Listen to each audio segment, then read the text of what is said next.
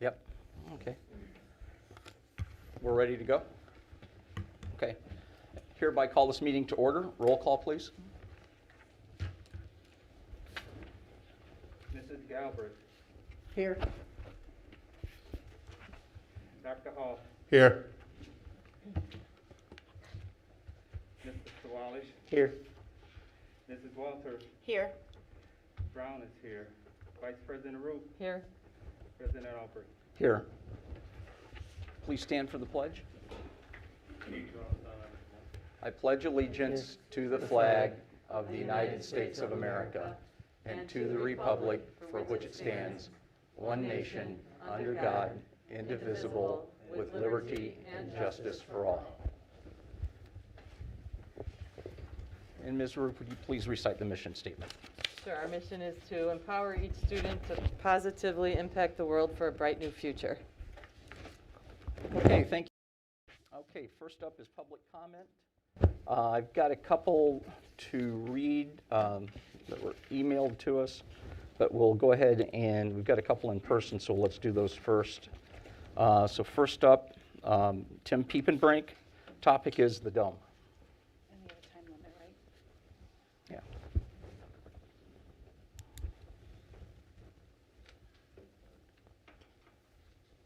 Good evening. Good evening. Can you hear me okay?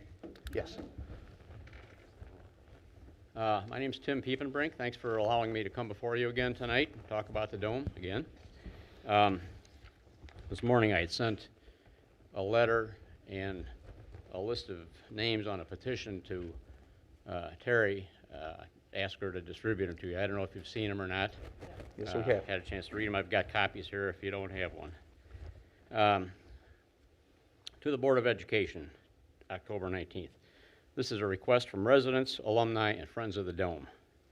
Our statement that we've said all along throughout this whole time is we are encouraging the school board not to demolish the Dome, but to include it in their building plans and or make it available to community organizations for activities and events. At your committee of the whole meeting last week, there's quite a bit of discussion about the Dome, and President Albrecht aptly said that the Dome had been an ongoing concern even before he was on the board. There have been lack of maintenance issues in the lower levels for many years, and proper repairs were never kept up. That doesn't give cause for tearing the building down. The district has a responsibility of being the stewards of our property. Past boards have not dealt with those issues either, and now we find ourselves faced with losing a building that was the envy of the south suburbs not that long ago. Other schools in the south suburbs have been around for 75 years or more, and they continue to be used. Bloom High School is an example, and they've got a field house there that's about the same age as the Dome. The district may not have any future use for the Dome, but that doesn't mean that the community can't use it. Yes, there are repair costs involved, but they don't all have to be done at the same time or to the magnitude of replacing everything in there with new. Locker room, showers, bleachers, gym floor, etc. We need to be realistic about the cost. If the building's turned over to another civic group, the plans may be much different, along with using local contractors and maybe even some volunteers. As a community project, this Dome can come back to life. A perfect example of that is the Creamery in Monee. If you're all familiar with that, they've done an outstanding job bringing that building up to a show place, basically. A good question was asked last week at your meeting. What would that spot be used for if the Dome was gone? Two similar answers by two of our administrators. Maybe an athletics facility. Wow, that's what we've got there right now in the Dome. The Dome is a perfect facility for indoor activities during cold weather and inclement weather, and big enough for use by more than one group at a time. Open the building up and let people see the possibilities. The Dome may also qualify as a historic landmark. There certainly is a way to make this happen, and we have public support to do so. One of the attachments that came with the email that you got this morning was the list of names on the petition that has been going on for a while. As of last count, an hour ago, there were 1,054 signers on this petition. So they're looking, I'm going to submit this for the record, to save the dome from these petitioners. If there's any doubt as to who the petitioners are or the signers are, look them up. They're residents, alumni, friends of the dome, former athletes for many schools. They may voice their opinions again when opportunities arise, since they are interested in district affairs. As a community, we can work together to accomplish this. So I'll submit that. Also, just one other note that came up here. I got an email this afternoon, and I'm just going to read what it says here. I'm sorry to say that at this time, the district is no longer opening the facility for community members to view. That came from a letter I sent last week after your meeting to let the new administrator at the Crete Park District come in and just take a look at it. So, the district is no longer opening the facility for community members to view. The board's not interested in selling the property, so a tour would not be prudent. That sounds to me like there's a foregone conclusion here. What would be prudent would be to let the taxpayers have a choice and a say in a matter of this magnitude with this building. So I just want you to be aware of that. That was a letter I got before tonight's vote, before tonight's meeting.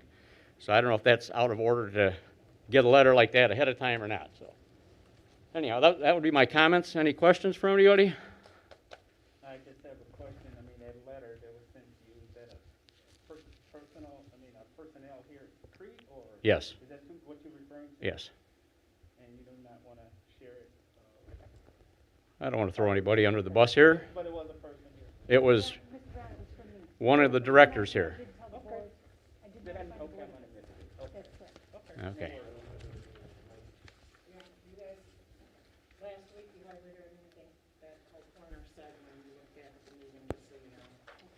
Sorry, the superintendent said it was from her, and I said I probably, she sent it to the board, and I missed it, so I apologize for asking a question, because it's on me to know that she sent it, okay? Thank you. Okay. Okay. Okay. Thank you very much. Those are my comments. Thank you. I'm using this like a walkie-talkie. I think so. Okay. been a lot. Next public comment is from Billy Morgan, and the topic is also the dome.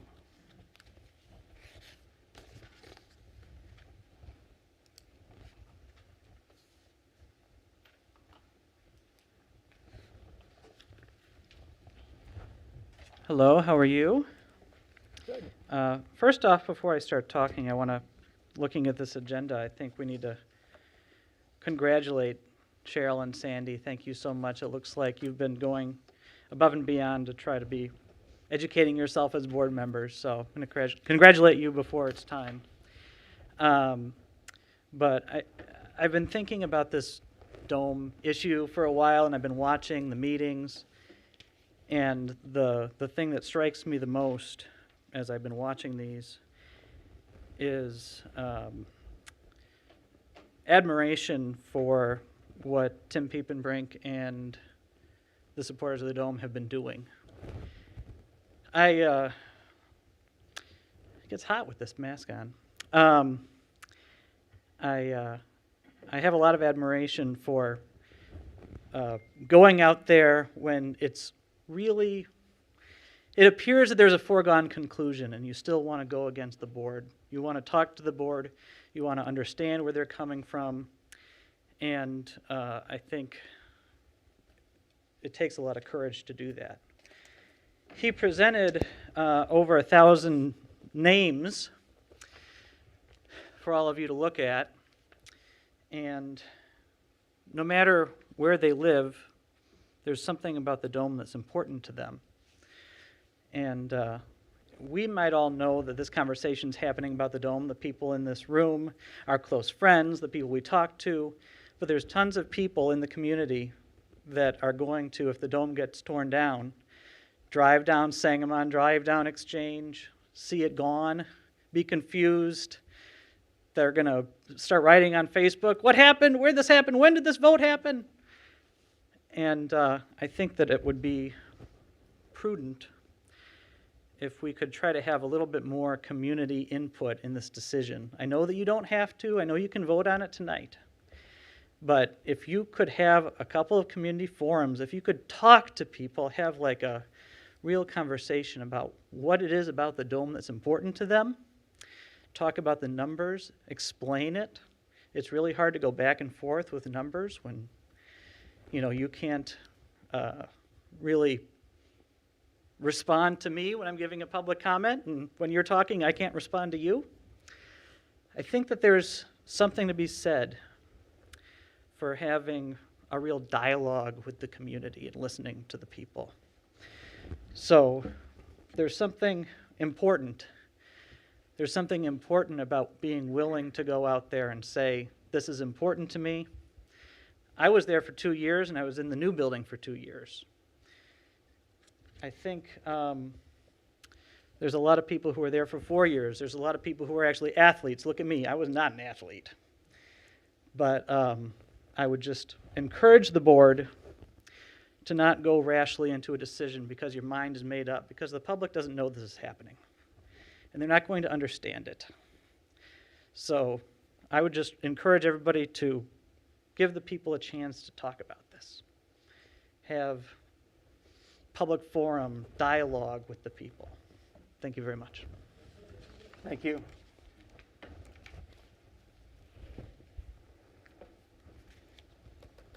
The next public comment I'll read. The public comment is from James Young, and the topic is citizen concern. Hello, President Albrecht, members of school board, and Superintendent Coglanese. I would love to meet with all of you tonight at the school board meeting. However, prior commitments prevent me from occurring, or prevent that from occurring. Nevertheless, I am requesting that the statement be read during the public comment period of your meeting tonight. And it reads, do not destroy the dome. It's too much of a valuable piece of property to demolish. Instead, we need to be creative and invest in it so all of our students, staff, and community members of the Warrior Nation can benefit from it. Respectfully submitted, James W. Young. And then the next public comment that was submitted via email is from Larry Crenshaw. The topic is the dome. I am very concerned that you're going to tear down the dome. Everywhere in our country, the socialists are trying to get rid of our heritage. They tear down great statues across the country of incredible military commanders like Robert E. Lee and presidents like Thomas Jefferson, and now the elected leaders of this school district are working to erase our great Crete history by demolishing the dome. I knew as soon as I heard about the 1619 project and the monuments of our great history being torn down that our country does not care about preserving our sacred history anymore. I am so sad that this little town is going the way of socialism and canceling our proud heritage by tearing down the dome. What has Crete come to? With the dome gone, there will be nothing there, just a big empty space where a piece of land we used to be proud of stood. And we are playing into the hands of those who hate America if we don't hold on to our glorious heritage. Don't cancel the dome too, Larry Crenshaw. And that's it for public comment tonight. Next up is board updates, and I'll turn it over to Dr. Kara. Thank you very much. It is with great pleasure that I take this opportunity to recognize and commend two of our board members that are sitting here this evening, and that is Mrs. Cheryl Roop and Mrs. Sandy Walters. They have worked very hard at taking the appropriate classes to learn all there is about board governance through the IASB, Illinois School Board Association. And this evening, I get the honor of awarding and recognizing them with the Master Board Member.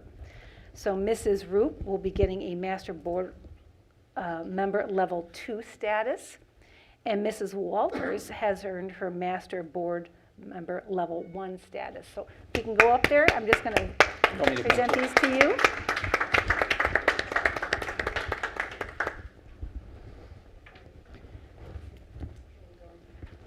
This would be fine. So, Mrs. Roop, this is for you, and you're in recognition, and we have a little package there for you at your desk. And Mrs. Walter, this is for you. Thank you. Recognition, so. Oh, wait, mask? Oh, yeah, I suppose so. I thought about that too. Where are those masks?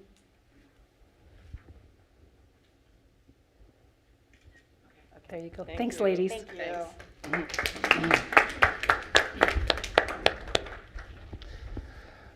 would just like to say, are you done? I'm done. Okay, congratulations, Cheryl and Sandy.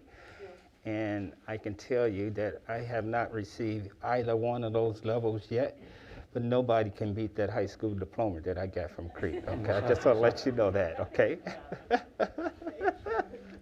Congratulations to both of you. I'd like to say congratulations and welcome to the group. I think the three ladies are all master board members now. Are any of the men? Okay, Okay. just checking, just checking. Yeah. It's lady power tonight. Congratulations, you Hey, guys, good Bill job. Bill and Dr. Hall, we got to step up our game. Yep. Oh, wow. Yes. Okay, next Again, up, congratulations. Thank you. I'm sorry. next up is administrative updates, personnel and culture. Yes, this is something else I wanted to make sure that the board saw. As you know, in our newsletter a few weeks ago, we went out to present the Excellent Education Awards to many of the staff members that received it in our district. And again, the staff members were nominated by their colleagues and peers for really outstanding service.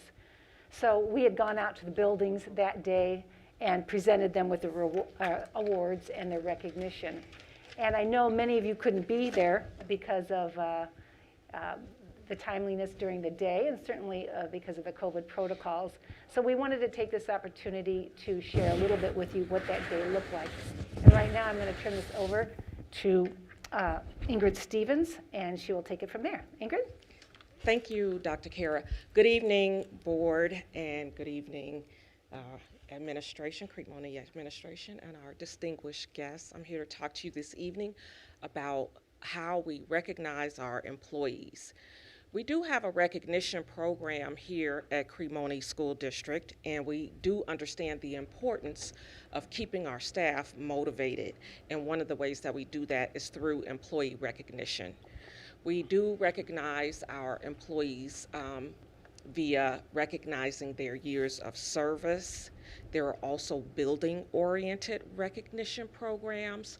But this is a new initiative. When Dr. Coglanese joined our staff, she reviewed all of the initiatives that we had on the table at the current time, and one of the things that she took an interest in was how do we recognize our staff. At that time, we came up with this new initiative called Excellence in Education. And actually, this is our first time distributing these awards. This is the first time that we've implemented this program. This program gives our staff members an opportunity to nominate, vote for, they submit entries for, to recognize not only teachers, but every staff member in our organization has an opportunity to be entered and win an award. The review committee, the recognition committee, I'm sorry, who administers all of our recognition activities, developed this program. Heather Godbout, I don't know if you all are familiar with her, but one of our long-standing teachers here at Crete Monee School District came up with this idea, and the recognition committee came together and developed the criteria. There is a criteria. This particular program, Excellence in Education, celebrates innovation, dedication, positive work ethic, collaboration, leadership, and solid commitment to improving our students' lives. Staff members are nominated by their colleagues. That is the most important part of this program. And then we have a panel of judges that consists of teachers, paraprofessionals, support staff, and administrators alike who evaluate the submissions, and then the winners are determined from there. So what I'm going to go through here is I'm going to show you real quickly here the winners of the awards for this year.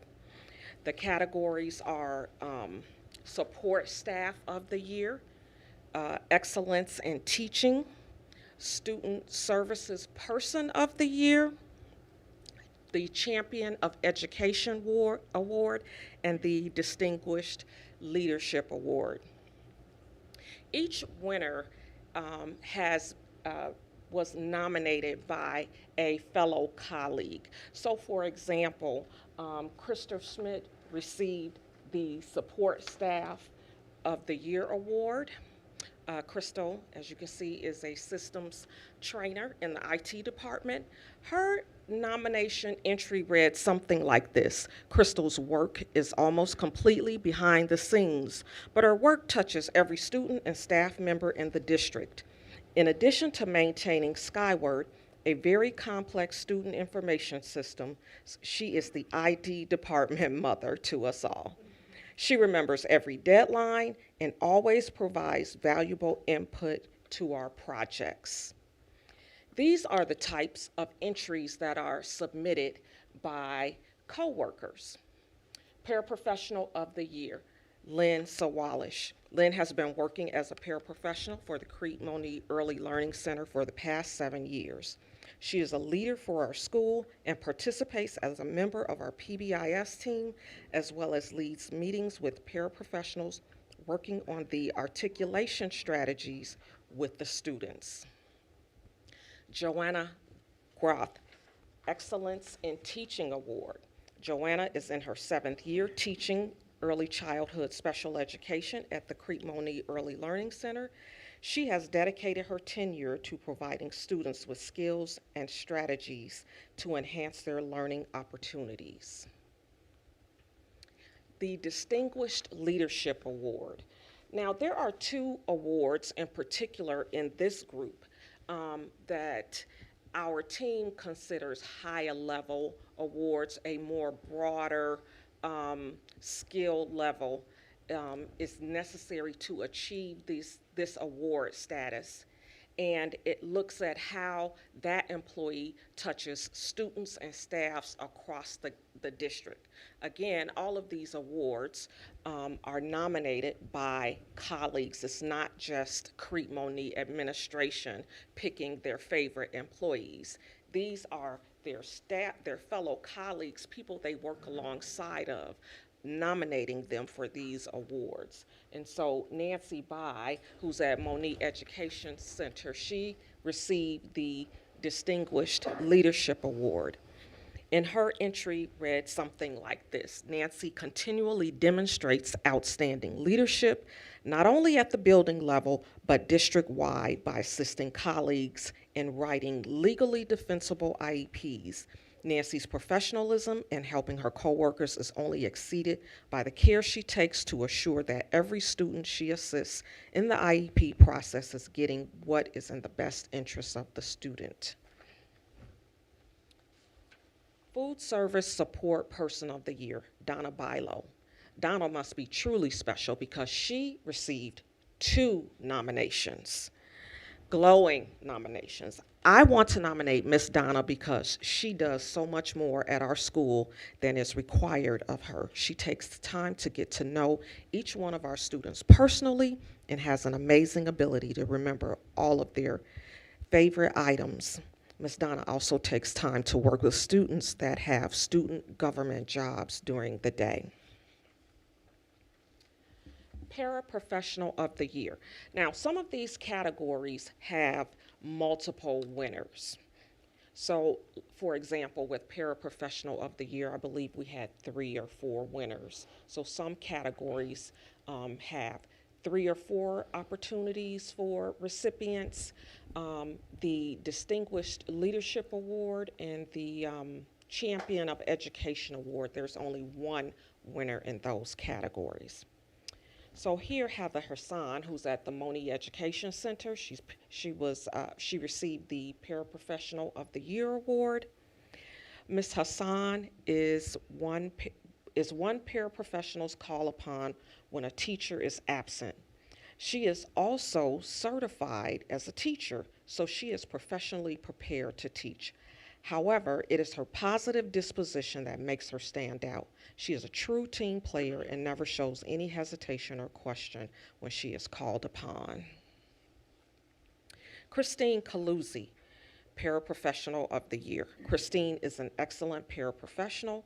From my years of working with her, I have witnessed her going far and beyond the call of duty to help students she receives. She helps with kids with learning and physical disability, and I have never once heard her complain.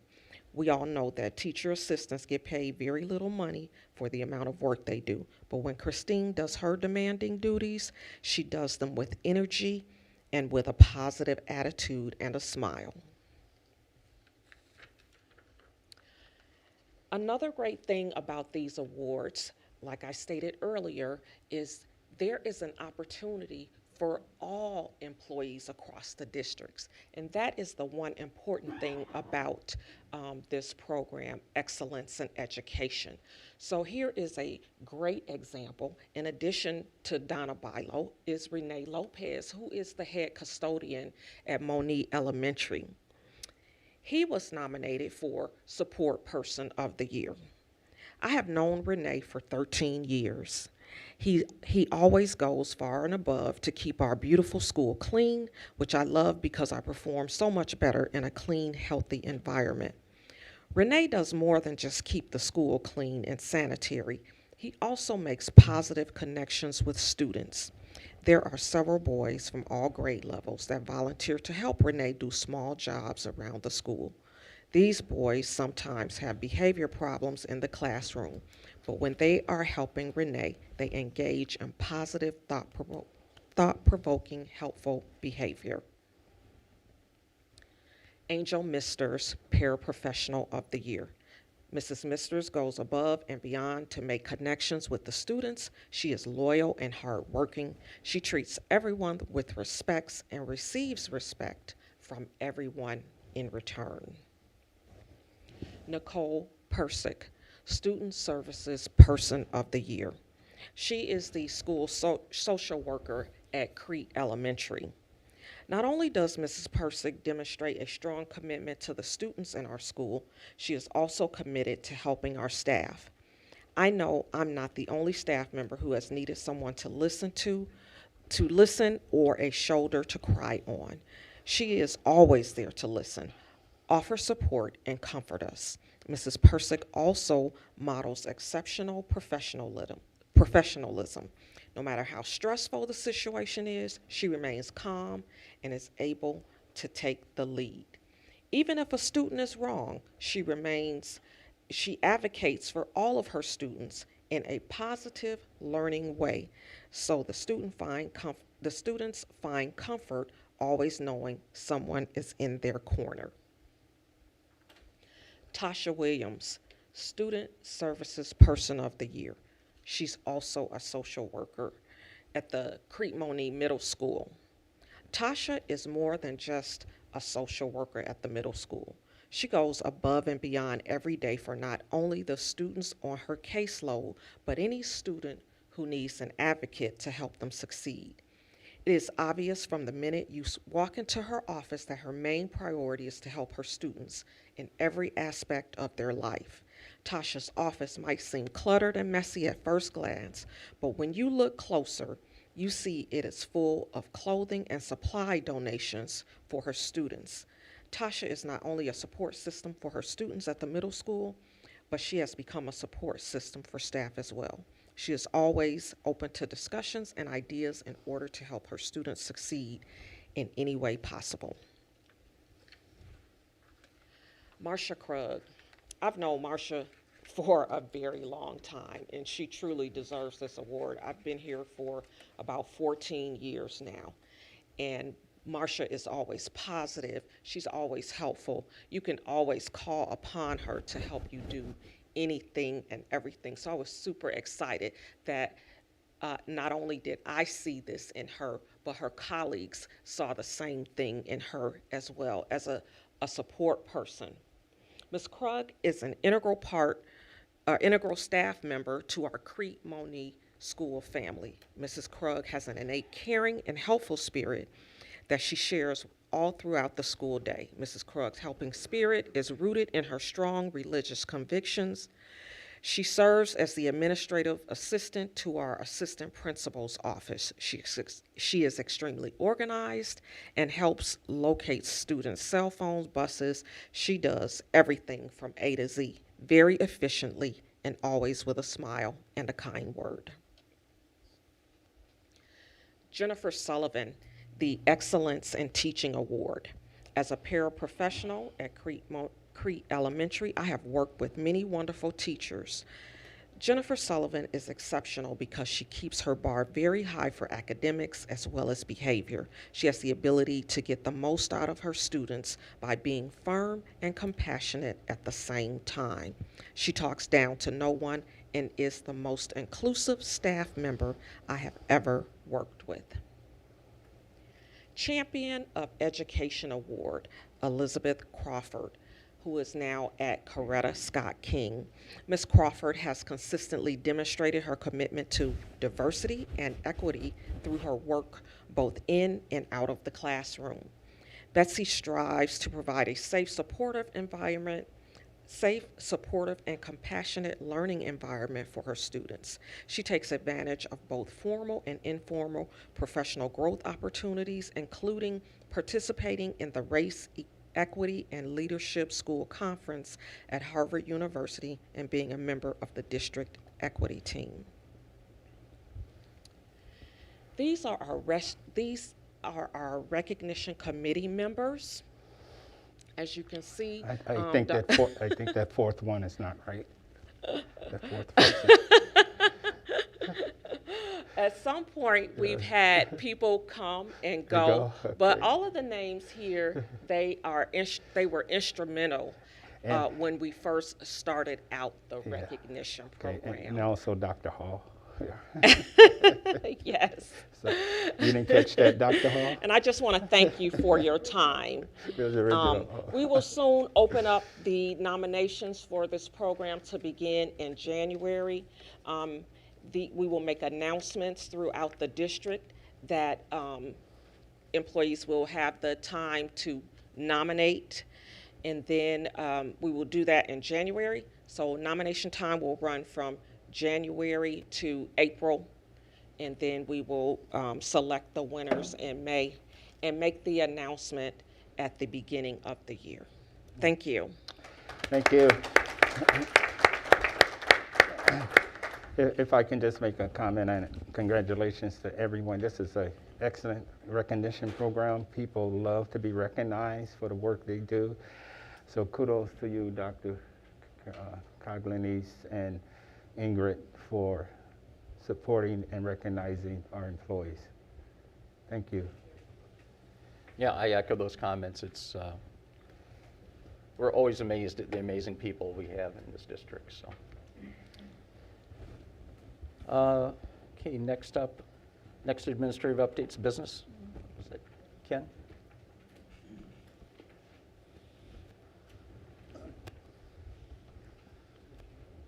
Don, thank you. Don is just switching over a presentation.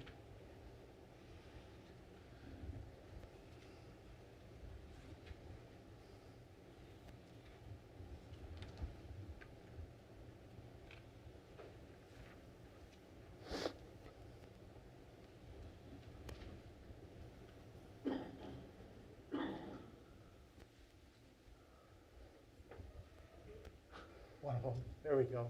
Thanks, Don. Two questions that came up, I believe, at the committee of the whole meeting is, one, what do we see as a vision for the property where the sixth grade center and the dome are located right now? And two, there was a question about the addition at the middle school. So those two things came up. And so I wanted to share with you kind of a vision, and this is really in the draft form, of an upgrade to our athletic facilities where currently the football stadium is now. There's some open property and also the dome and the sixth grade center. So let me kind of get you an earmark here. So you can see kind of grayed out here a track. So this is right now where the football stadium is. This area here is blank, vacant property. It's just a grass area right now. And over here, you will see the dome here, along with the 6th grade center, and these are some tennis courts over here. So the idea is to upgrade our football facility, and in order to do that, we would move that over here and put a new stadium with a regulation track, stands, all of that, next to the parking lot, which would make it more convenient for parking and for fans to get to. And then we would add 2 new baseball, 2 new softball fields at this location. Right now, as you well know, our softball team does not compete here at the high school. They have to be transported over to Crete Elementary right now. So this would put them there. We would make sort of a plaza here, you know, so that all the fields would be jointly, they can be used at the same time. You could probably even, quite honestly, in this little area here, put some type of concession stand that can be used by all of the teams at one time. They can also, quite honestly, be used by the community too, and you could run community programs out of there too.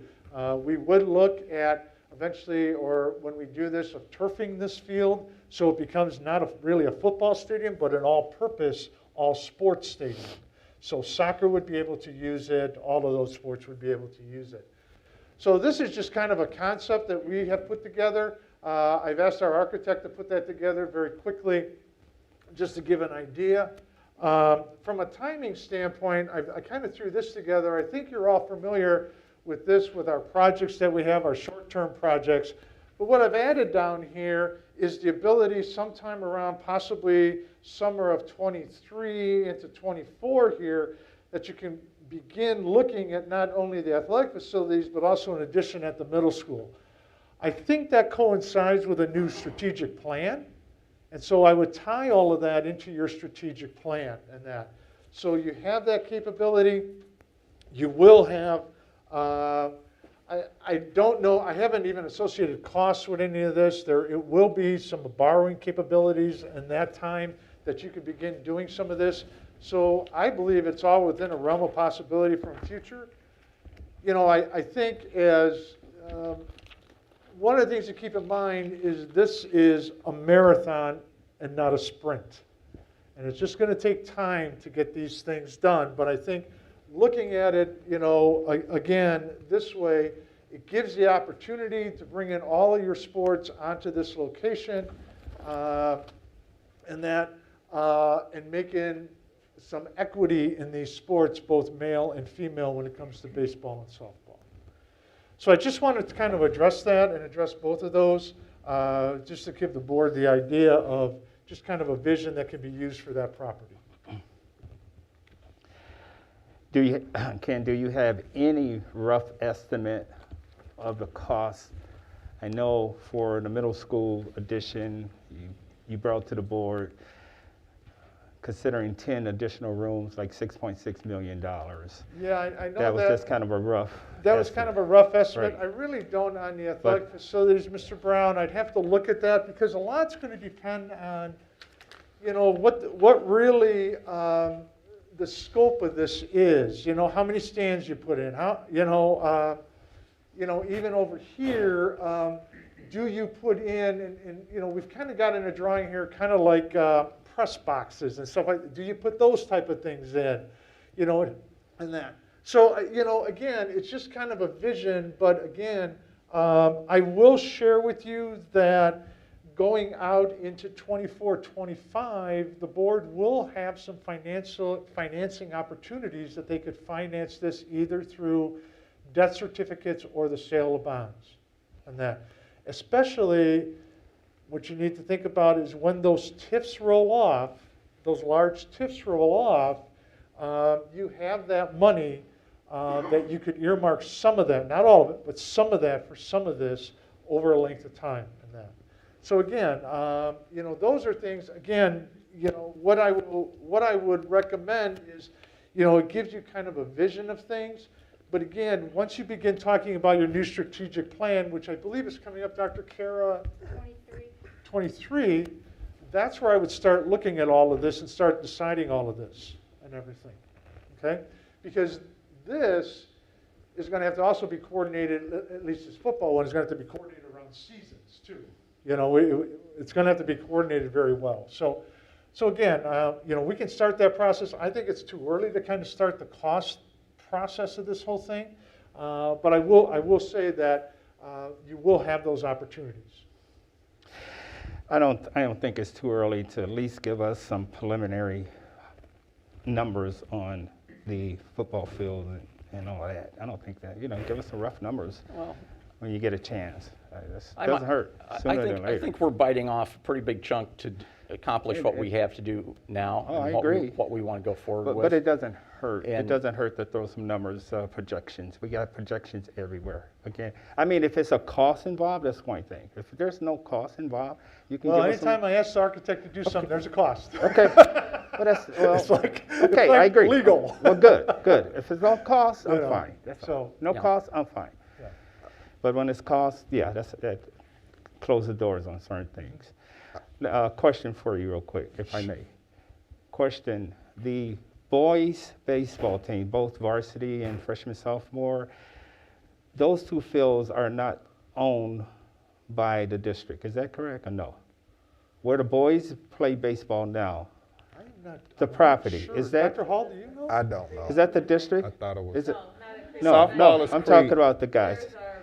We own that, It's right out Yeah. behind here. That's right. okay. There's one Right right here. behind here that I believe is ours. and the other one next to it, Yeah. the young, we own that? I believe we do. I can check that for sure, but I believe we do own those. The ones at Heritage That's- Park, of course, we do not. But Yeah. I believe the ones that are right behind here, we do own. Well, that's Yeah. that's the two. There's Yes. two there, not the one more southern in the park. But okay, I'm curious. I heard this years ago that we did not own that Oh. property. I just heard. Again, you get this he say she say I'll stuff check and it for sure. assumptions. I'm almost positive we do. yeah, Mr. if you can solidify that, I appreciate sure will. it.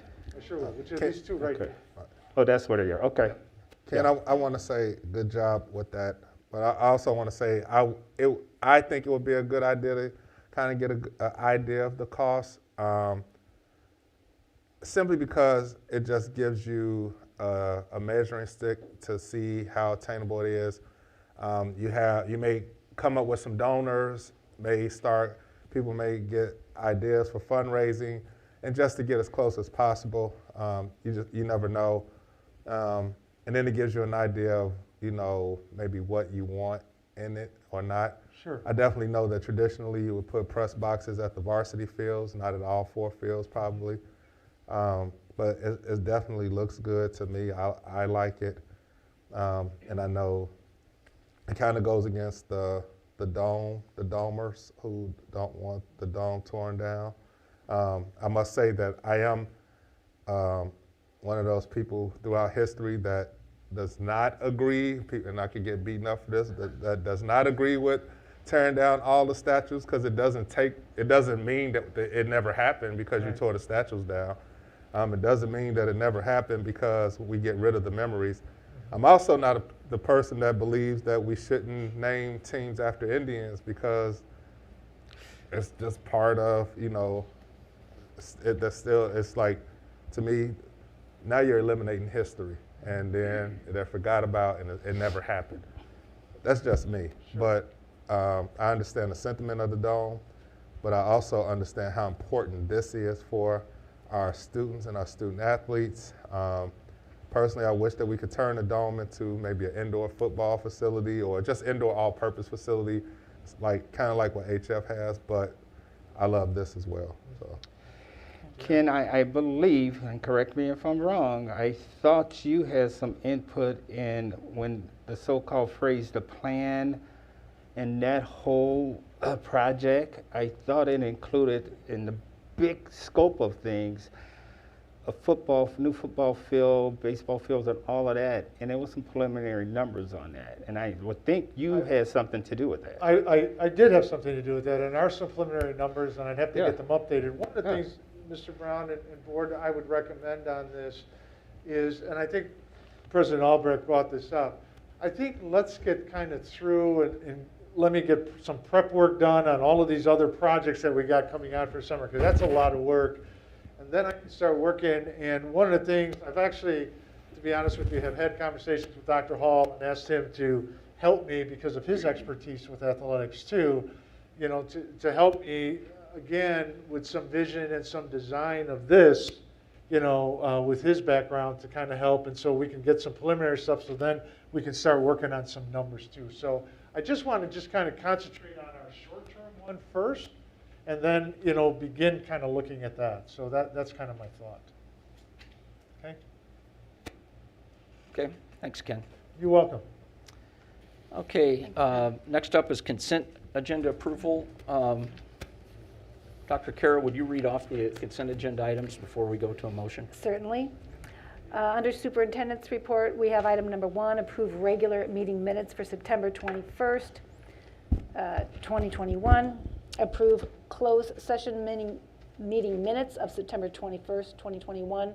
Approve committee of the whole meeting minutes of October 12, 2021. And item 4, approve committee of the whole closed session minutes of October 12, 2021. Item 5, approve Press Plus issue 107, board policy updates. Under business, approve Board of Education financial report. Under curriculum, approve the amended calendar for fiscal year 22. Personnel and culture is direct superintendent to sign the MOA with CMEA regarding COVID-19 pandemic operations. And that's it. And that is it. So before I get a motion, does any board member have an item on the consent agenda they'd like taken off to vote on separately? At one point, I was contemplating on taking out the financial report for a separate vote, but after reconsidering, I chose not to, but I will comment on it. Okay. All right. Well, can I get a motion to approve the consent agenda? So moved. Okay, I would like to comment, open for comments. Yeah, any comments or Okay. discussion? Yeah, it looked like we are asked to approve the Press Plus issue 107 board policy updates, and I'm all good with that. Just want to let the board be aware that I'm going to come back with policy number 510 that deals with the hiring and seeking minority personnel or people to be hired with the company. That's per our policy. I think we need to look at a little verbiage to add that, so I just want to let you know it's coming. Okay, I talked to Dr. Coglianese on this. Maybe next time around when I review a couple other policies, that is one that's being asked to be approved tonight with no changes. That's 510, policy 510, okay? I have a question. When you look at that change, why not, I'm just trying to get clarification, why not ask for it to be pulled out and reviewed or voted separately? Oh, we can come back at a later date. I still don't understand the verbiage, the exact verbiage, and I don't want to tie down the board. Well, it's not on the agenda tonight. I mean, if you want to, It says we're not approving it tonight? well, That's what it's you're saying. approving Oh, I'm sorry. policy 107. You're talking about policy, another policy that's not on the consent agenda tonight. Right. It's under the consent. It's not an action item, but it's saying that we still got an opportunity, right, to look at this to get the final approval, because it's saying approve Press Plus, and it's not an action item, but it's to approve the agenda. Those are the items that we reviewed earlier. Right, And yeah. I don't believe that was one of them. 510. If you go and look at that. Well, there think- was no changes to it. I mean, if you want to propose a change to it in the future, we can certainly bring it back and put it on the agenda again. 510. So, Okay, because I looked, I can't even get in here. If you look under the policies, isn't 510 showing there with no changes, right? This is the one with the change. I just want to mention too, if it's on today, it's not going to come back up until it's time for review again. Right. but can't you review policy We out of can, cycle? we can, I think we can short but just- cycle. I'm it. just making the board aware of that Good. when it's on there from Press Plus, that's the time for their Exactly. review and their renewal. Yes. So it wouldn't come back from Press Plus again for, I believe it's 3-5 years, somewhere different amount of years. I'm not exactly sure. What is it, Terry? It's 5 years unless the board chooses to bring it at any Right. given time. So that's say why I'm 5 pointing years. out, that's not going to come back automatically for 5 years. That is You're correct. going to have to start a conversation That when is you want to correct. do that. Right. And I have I just wanted to briefly, point that out. I see the one change in Dr. Coglianese, and we talked about it at the Right. committee as a whole. That's in here. But that 510, that was one that I had a little dialogue with Dr. Coglianese on. and somehow it just kind of shot through real fast without actually having a little bit more dialogue to consider that change that I'm looking to have. So- 510. I do, It's in there, yeah, it's in there. It showed all of them. Just had no changes, that was all. It had I do no have changes. a question. I don't know if this is for new business or what, but what are we doing to hire and promote minorities candidates? Is that, Well, I don't know, that's why I'm asking. I'd bring that up as a Maybe a new business new item. business Yeah. item. Yeah. We've talked about, we could do Yeah, old business. I think it'd be And- more of an old business Old item. business? Yeah. Okay. But that's exactly what I'm looking to add to it, because the current, basically the current policy, and again, I'm paraphrasing, the current policy said that the district will go out and seek minority people for possibly employment, teachers and things of that nature. But it doesn't say how they will convey it to the board. We always have to ask, so how did it go this year? How did it go? So I'm just looking for some verbiage where they continue that part and let the board know what's the status. That's what I'm, Because I'm also interested, not just Yes. hiring, but just, promoting. yeah, just not looking, let us know. Was it good? Was it not good? Okay, this year. Next year, was it good? Was it not good? All right, that's all I have. And for the financial report, Ken, I'm just a little concerned with our cash flow. You know, we're at $12 million right now, and you have it, and I believe it's page 8 of 67, and on the document that you sent us, and our cash flow is showing steady going down, getting better, and it becomes in the black in May of 2022, and which is a good time to be in the black because we have our end of the year financial report in June 30th, right? So I'm just a little concerned. What's going on? What's driving that? And then I looked at the working cash, and I'm hoping that working cash. At one point we was trending at zero, the working cash, and I would assume that the working cash that's been in our report that's showing $16.5 million right now. That is $17.5 million minus the $1 million that we used to pay off the building, the maintenance building. Is that what that $16.5 million is showing in working cash right now? It is. Okay. We did transfer some more out of there into capital projects. Oh, you did? Remember, Okay. we did make a transfer of $3 million. Okay. So I'll look at that and see. So how do we get that 16.5? Okay, I'm looking at that. Okay. Yeah, I'll look at that, and I'll look at that fund balance. The other thing I will mention on the cash flow too, Mr. Brown, is that you'll see, I was talking to Mr. Albrecht about this too, you'll see that on the revenue side, we're short this month. There's a deficiency of about $9 million. That's from property taxes we haven't received. However, we did get another $12 million in already in October Okay. from, which is a little bit of delay that we got. It's just the way Will County was. We will probably get another batch in November because if you remember, Will County, you're able to pay your taxes now in 4 different installments. I get it. So there's another one coming in November. So after, you'll see at the end for the October financials, you'll see a lot better on the cash flow side. Okay. Excellent. Thank you. I appreciate it. Yes. All right. And I'll check on the working cash one too, Mr. Brown. Thank you, sir. Yep. And then, just so everybody knows, I had asked Ken a question about, I noticed that on salaries and benefits, I would expect at this point, given that we are not fully staffed, and that is an ongoing problem, that we would have had kind of a positive variance under salaries and benefits. And actually, it's an unfavorable variance, so he's going to look into that and see if it's a Yes. timing issue or whatever it is. So Yeah. get back to us at next committee of the whole. I will. Yeah, I definitely saw. That's what got me, the unfavorable variance. It was just Yes. red, a lot of red there. And it just kind of stuck out. So, thank you. Okay, any other questions on the consent agenda? Okay, hearing none, roll call, please.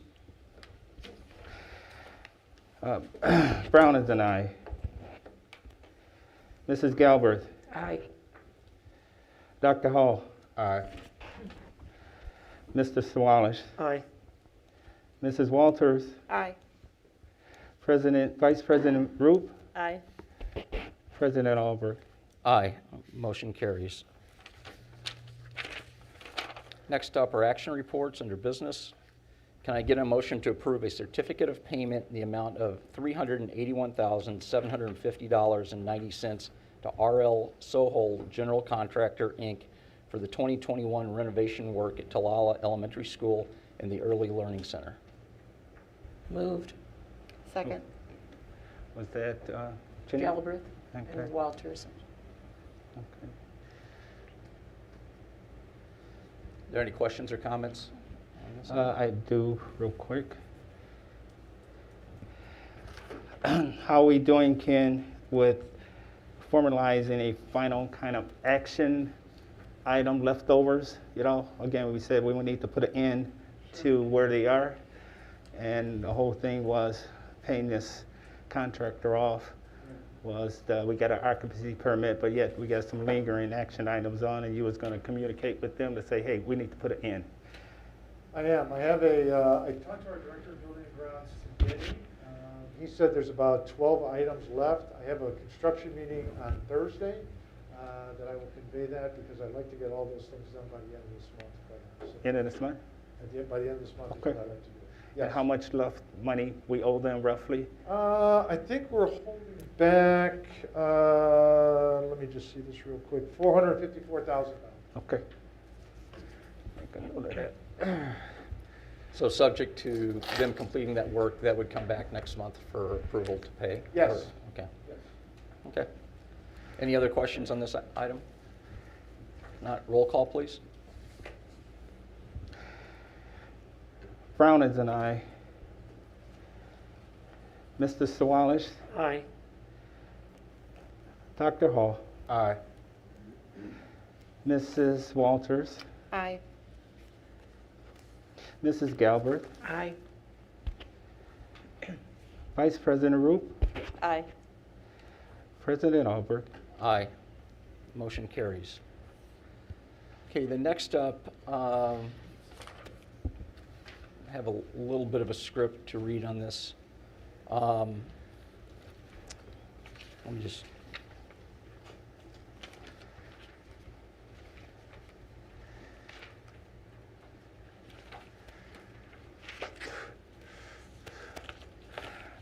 This is bigger, buddy. Just looking Right at here. That's the same thing. Okay, got it. Messing with my eyes.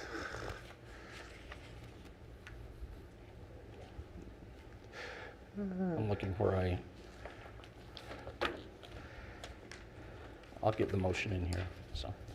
Okay, the next item for consideration is a resolution for the issuance of not to exceed $45,500,000 in general obligation debt certificates, limited tax, Series 2021, to be issued by the district pursuant to Section 17B of the Local Government Debt Reform Act, and that the Board of Education would consider the adoption of a resolution providing for an installment purchase agreement in order to improve school sites and alter, repair, and equip school building facilities, authorizing the issuance of said certificates, evidencing the rights to payment under said agreement, and providing for the sale of said certificates.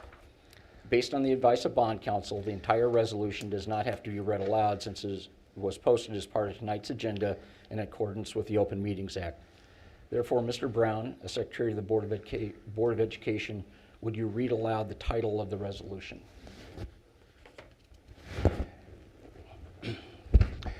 A resolution authorizing and providing for an installation purchase agreement for the purpose of paying the cost of purchasing real or personal property or both in and for Community Unit School District Number 201U, Will County, Illinois, and for the issue of not to exceed $45,500,000 general obligation debt certificates, limited tax of said school district, evidencing the rights to payments under said agreement, providing for the security for the means of payment under said agreement of said certificates, and authorizing the sale of said certificates to the purchaser thereof. Thank you. So as a summary of the parameters included within the resolution, the following pertinent terms are summarized. The board has agreed that it is in the best interest of the district to improve school facilities based on preliminary plans and cost estimates presented to the board and discussed at a public meeting. The amount of money borrowed at this time is not to exceed $45,500,000 and authorizes the president and secretary of the board to execute and attest to the issuance. The money will be paid back through installments not to exceed 20 years.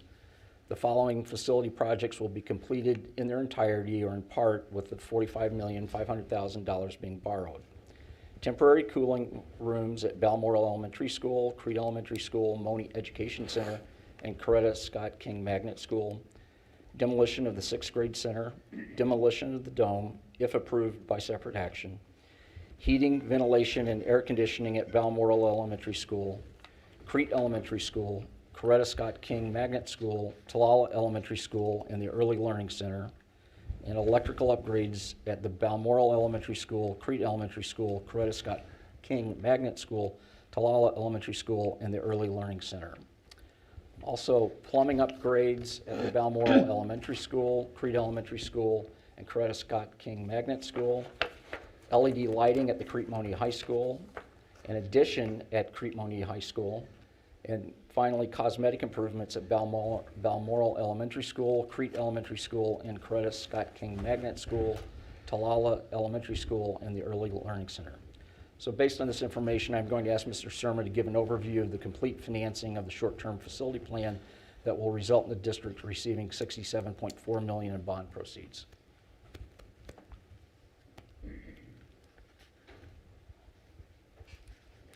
Thank you, President Albrecht. So Mr. Albrecht asked me to just kind of give an overview to try and simplify this whole financing and what is going to occur. So I'm going to try and do that to the best of my ability. The first I want to start with are the types of debt when it comes to school finance. And some of these we've experienced before, you've experienced before actually. Some are a little bit new to you. One is working cash bonds. These are bonds that are sold and may be used for capital projects and operating expenses. Currently, we're able to sell, our limit is $21.9 million in working cash bonds. That's the limit we have. And if you remember, we sold working cash bonds back in December to finance and pay for life safety projects and also to put as money in the bank and to hold as our fund balance. Okay? So right now, we could sell working cash bonds up to $21.9 million. Then there's life safety bonds. Life safety bonds are bonds that are sold, and they have to be used specifically for life safety projects, as defined by the 10-year surveys that are happening. We've talked about those, that we have surveys from 2012, 2013, and all that. But currently, the district sold bonds, working cash bonds, in December of 2020 to pay for life safety projects. So we really don't have a need and can't use life safety bonds to do any financing because we've already earmarked money for that already, and that's part of the resolution that was passed in December. So Ken, just real quick, since you're on that, so you're saying that the working cash bonds that we borrowed, $17.5 million last year in December, could you tell me again, this is kind of rhetorical for me, but I just want to make sure I'm hearing it from you. What was the purpose of that $17.5 million? The purpose of that were two purposes. One is to complete life safety projects within the district. We earmarked, I believe, $10.5 million of that for that. And then the other $7 million is put as fund balance. Well, $1 million we used of that $1 million we used to pay the building off, right? I believe we used that to pay the building off. I'd have to look at that for sure, but I think we did, Mr. Brown. But I do know that we've set aside, according to that resolution, money was allocated for life safety projects. And again, I know I'm saying it a different way. I'm going to ask you the question, and either you're right and I'm wrong, or I'm not seeing this right. It's probably the latter. No, that's all right. Okay. So it looks like, are we borrowing, during this time around here, with that resolution that was just read, are we borrowing any money to address life safety issues? No. We are not. We are not. Hmm? I know. So this time around, so I don't know if I'm looking at this wrong when it comes to the renovation project. Sure. And things are calculated. It says total cost of the project is $48 million. Okay. What exactly is that number then? I'd have to look at that page. Let me, Mr. Brown, Because let me, it's kind of correlates with what you're saying here. So I just want to make sure things is right. Sure. I can't go further until you just. okay. Isn't it all added up to that? No. Okay. This is separate. All this adds is this. Okay. So that's Yes. a separate thing than life Yes, safety. yes. Good. Separate life safety. That's So the life safety, all that's already been funded. Yes. All the Good. life safety has been funded. So already. the money no set aside. borrowing, no borrowing whatsoever. No. What's being proposed is not to address life safety No. issues. And again, as part of the resolution that you are approving tonight, Yes. only those projects that Mr. Albrecht has read Yes. are involved, and none of those were life safety. Okay, being said, no, they were not. The demolition of the dome, the demolition of the sixth grade center, I thought we had funds for that. I didn't think we was gonna borrow for that. We were looking at any time to do that and pull the trigger. We got the bid and we had money for that, so why are we borrowing it now? Well, again, you can go ahead and use fund balances. if Okay, you so, want to so, do so that. that's, I mean, just give me a Yeah. reason, that's all. That's Yeah, all no, I'm you saying. could No, use fund balances. Mr. Brown, at the time we approved the demolition of the sixth grade center and we put the hold on the dome, we hadn't the board had not provided for the funding of that. We were looking at that as part of the financing of a future school project that got all put aside when COVID hit. So we never borrowed money, we didn't have money in the bank, we didn't fund that project. It was all to come, and then I got put on hold. Good, and I'm good. I'm just looking for an explanation, when I'm looking at this, Sure. I'm like, what deviate, and that's all. Right. I'm looking at it. Sure. And just a simple explanation. I'm good with that. I'm not being combative. I'm just trying to get an understanding. Sure. All right. Okay. Thank you, sir. Sure. The third type of bond is a funding bond. And a funding bond is a bond that's sold to pay off a debt that the district has. An example of that is a debt certificate, which is what we're talking about tonight are debt certificates. And that it's very similar in, I'll say, in your home finances. If I take out a loan or a lease on a car, now I decide to get a home equity loan to pay that off and bundle that all together. That's kind of what a funding bond does. It pays off a debt that the district has that they don't have the capability in their operating funds to pay off. And then lastly, there's something called debt certificates. And debt certificates are issued by a district as evidence of payment of an obligation or a liability. An obligation of maybe building something, a liability of like a lease or something like that, it could be. So it just gives the district the opportunity to spread this obligation out instead of with one entity like one bank, you can go out and do it to a lot of different banks and offer it at different levels, let's say of $5,000. So I can really sell $45 million in debt certificates at $5,000 increments to a whole bunch of investors. That's what this allows you to do. And that. So it creates that liability. So those are the four types. Now again, what happens is we can't use life safety, so what we're going to do is use all three of these in now the financing. So the question comes up is, how do I do that? All right? So let's go through this. So step one, I need to create a debt to pay off using funding bonds. So I'm going to sell $45.5 million in debt certificates. I'm going to do that in November, which is next month. You're voting on a resolution to start that process. So the debt certificate is issued by a district as evidence of payment for an obligation or liability. And that's what we just talked about. That's what President Albrecht had talked about, and as he had read, our liability is the construction of these buildings that's going to happen in the future. We don't have any contracts on that yet, but that's going to be the future. All right? So I'm going to create that debt. Then what I'm going to do is I'm going to sell $52.4 million in bonds in February. $45.5 million are funding bonds to pay this off. Okay, because remember, I can use funding bonds to pay that off because I don't have enough in working cash bonds to pay it off. So now I'm going to do $6.9 million in working cash bonds to pay those off. So that gives us a sale of $52.4 million. That's going to happen in February. So first we issue the debt certificates, and then we go ahead and pay them off.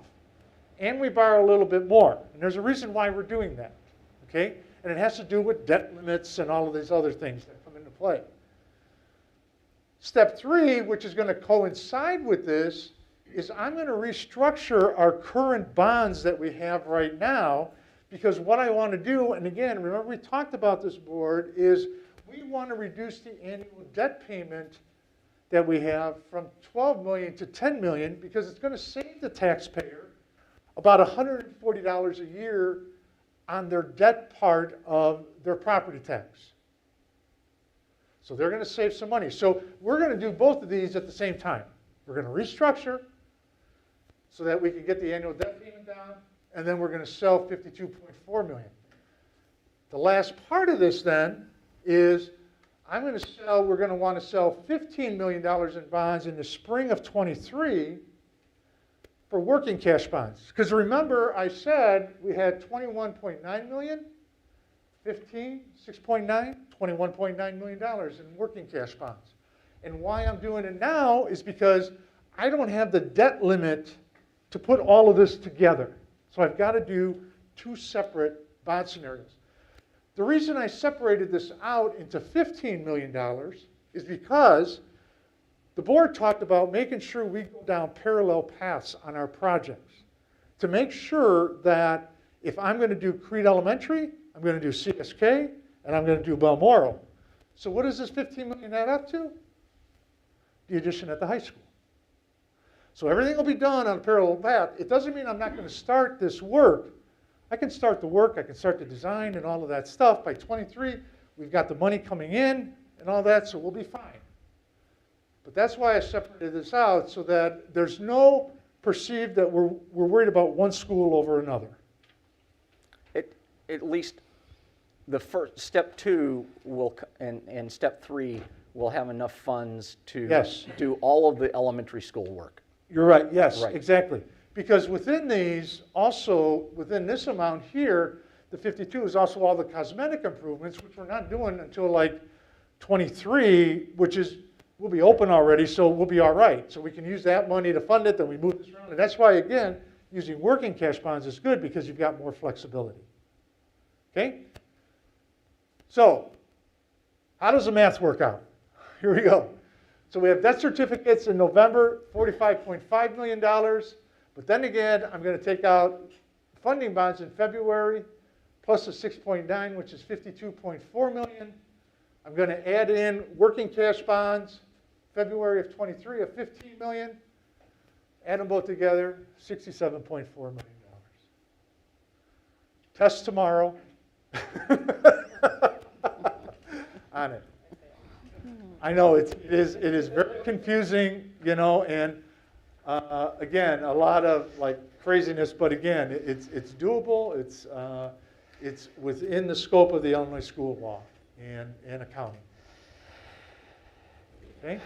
Okay, and so going back to the initial borrowing of $45.5 million, you're calling those funding bonds, and you said that there was a period of you're going to pay off those funding bonds and you're going to do a restructure. I didn't hear the phrase refunding bonds. No, the funding bonds. I see the funding, but you said we was going to like refinance our own self. That's what refunding bonds are. It's something like a refinancing. We're refunding our current bonds that we have to structure them so that we lower the debt payment down to $10 million. Okay. And at the same time, when we do these new bonds, we'll make sure they fit under the $10 million also. So that beginning in, I believe it's 25 or 26, I'd have to look at the chart, the annual debt payment goes from $12 million down to $10 million. million, and it stays $10 million all the way up. Okay, and I think this, going back, the number that you have here, again, that you gave us this document, the cost of the projects is $48 million. And we're gonna vote on tonight the funding for the demolition of the sixth grade center and the demolition of the dome. And we got $1.4 million. Is this old? What? Mm-hmm. It's old? Where's Yeah. the new one? I got two here. Is this what you gave us last week? I don't know. I have two of them. That's the same date. Maybe it's got the same date on it. I had two. It does not? Let me see here. Look at that. What's that say? Okay, all right. Oh, you don't have your glasses? No, What's that say? no, I'm looking up here. Oh, That's I'm what I'm sorry. looking up here. I'm sorry. That's what I'm looking No, at. the date's on top, I was saying, because it's a shame. Okay, Um, that's what I was looking at. It's in the revised. So Okay, let me here's see. Mr. Brown. Well, just one number I want to look at here. No, And I want to put my Yeah, put glasses, your just real glasses quick. Okay. So, Okay, the total there's cost some of the change. project. There's some changes. Okay, I got right, it. and then, so this is the one, Mr. Brown, this is the 67.4 million one. Got it. So that includes the addition, it doesn't include the work down at MEC. Okay. So this is. Yeah, the so one. I was looking at Yes. this No, that's as being okay. the same book That's all right. with the date. All right, good.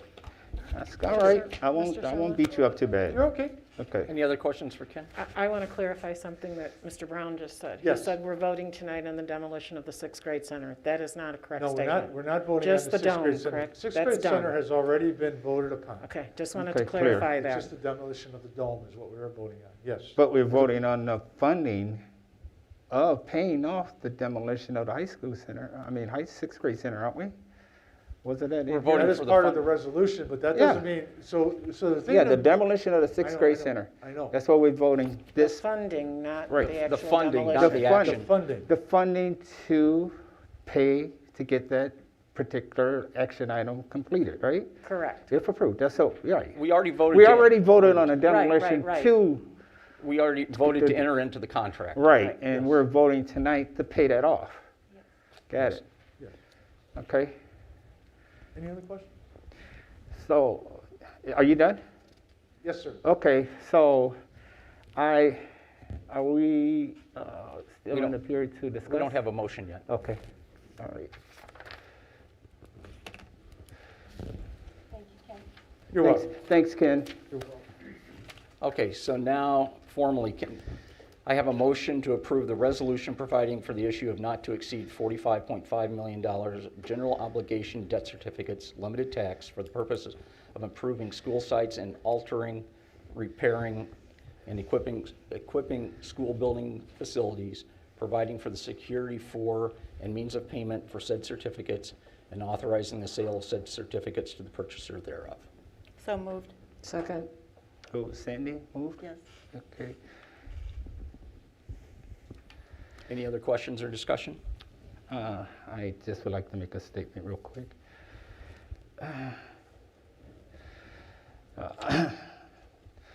Unfortunately for me, I am definitely on one accord with 99.9% of what we're voting on for obtaining the funds necessarily to complete so many of the tasks, with the exception of the demolition of the dome.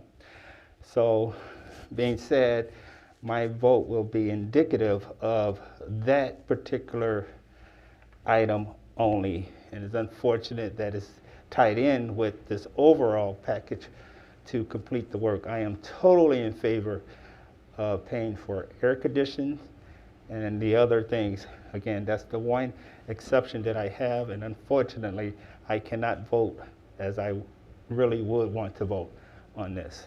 That's just a comment I'd like to make. Okay.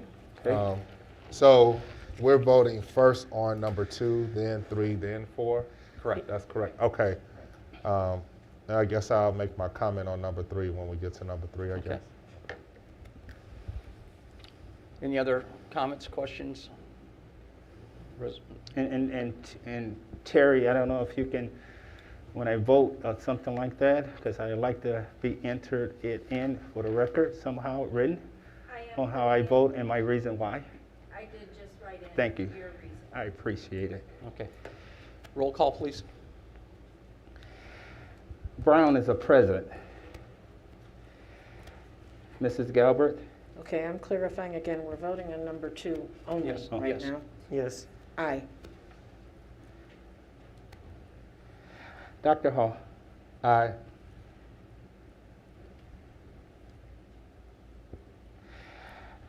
Mr. Swalish? Aye. Mrs. Walters? Aye. Vice President Roop? Aye. President Albert? Aye. Motion carries. Next up, can I get a motion to approve a contract to Omega 3 LLC of Elgin, Illinois in the amount of negative $54,000 for the demolition of the dome? Moved. Second. Ken, could you explain again why this is a negative $54,000? I can. Well, not really. That is a contractor's move, like I said, like no tomorrow. Well, So again, Omega perception 3 is not reality here. Well, again, this is according to the documents that we have. So Omega 3, when we asked them, or the bid documents were set out, we asked them to give us a price on the demolition of the 6th grade center as an alternative. If you were to demolish the dome at the same time, what would be the additional cost? Omega said, if you demolish at the same time, the additional cost is going to be a negative $54,000. So it costs less to demolish both together than it Yes. would to do the 6th grade center alone? Yes. Okay. And we already approved the contract for the 6th grade center alone. Yes. So at this point, we're appropriating $54,000 less if we vote Yes. affirmatively. Yes, on you this. are. Okay. Yeah, and just from my experience, contractors do that, and I guarantee you, if we go and ask this particular contractor to go tear down the dome, and they're going to give us $54,000 only, that would not happen.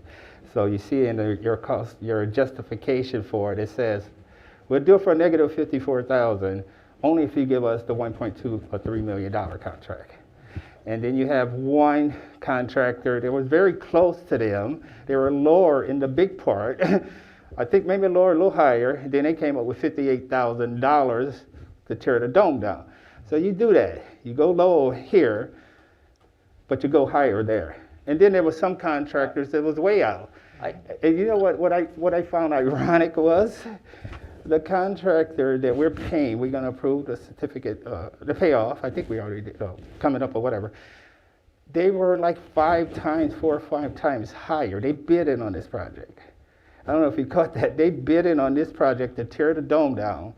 How they were so high. I know I'm mixing apples and oranges, but yet they wanted to bid for doing the work that we're looking to pay and what they did over the summer. So they was just way out there. So, I saw that $54,000, and there was some talking points among the board. Say, hey, they're going to do this and give us $54,000 back. I said, oh, that's just the skills of those contractors to have people talk like that, so they can just bring that issue up again and say, hey, this contract is not going to charge us anything. They're going to give us money. It's just a mental, psychological thing that contractors use. I won't speculate what they were thinking in the bidding process. I mean, the reality is It's here. yours, absolutely. We've already approved a higher dollar amount Yes. than it will the contract Yes. to demolish At the both. end And of the day, it's so it's really dollars. an accounting entry Yes. here. Then we're not getting money back. Yes, So, absolutely. Again, on the surface, when it comes down to it, we will not be pruned if we're just dealing with dollars and cents not to do this. This is the right thing to do.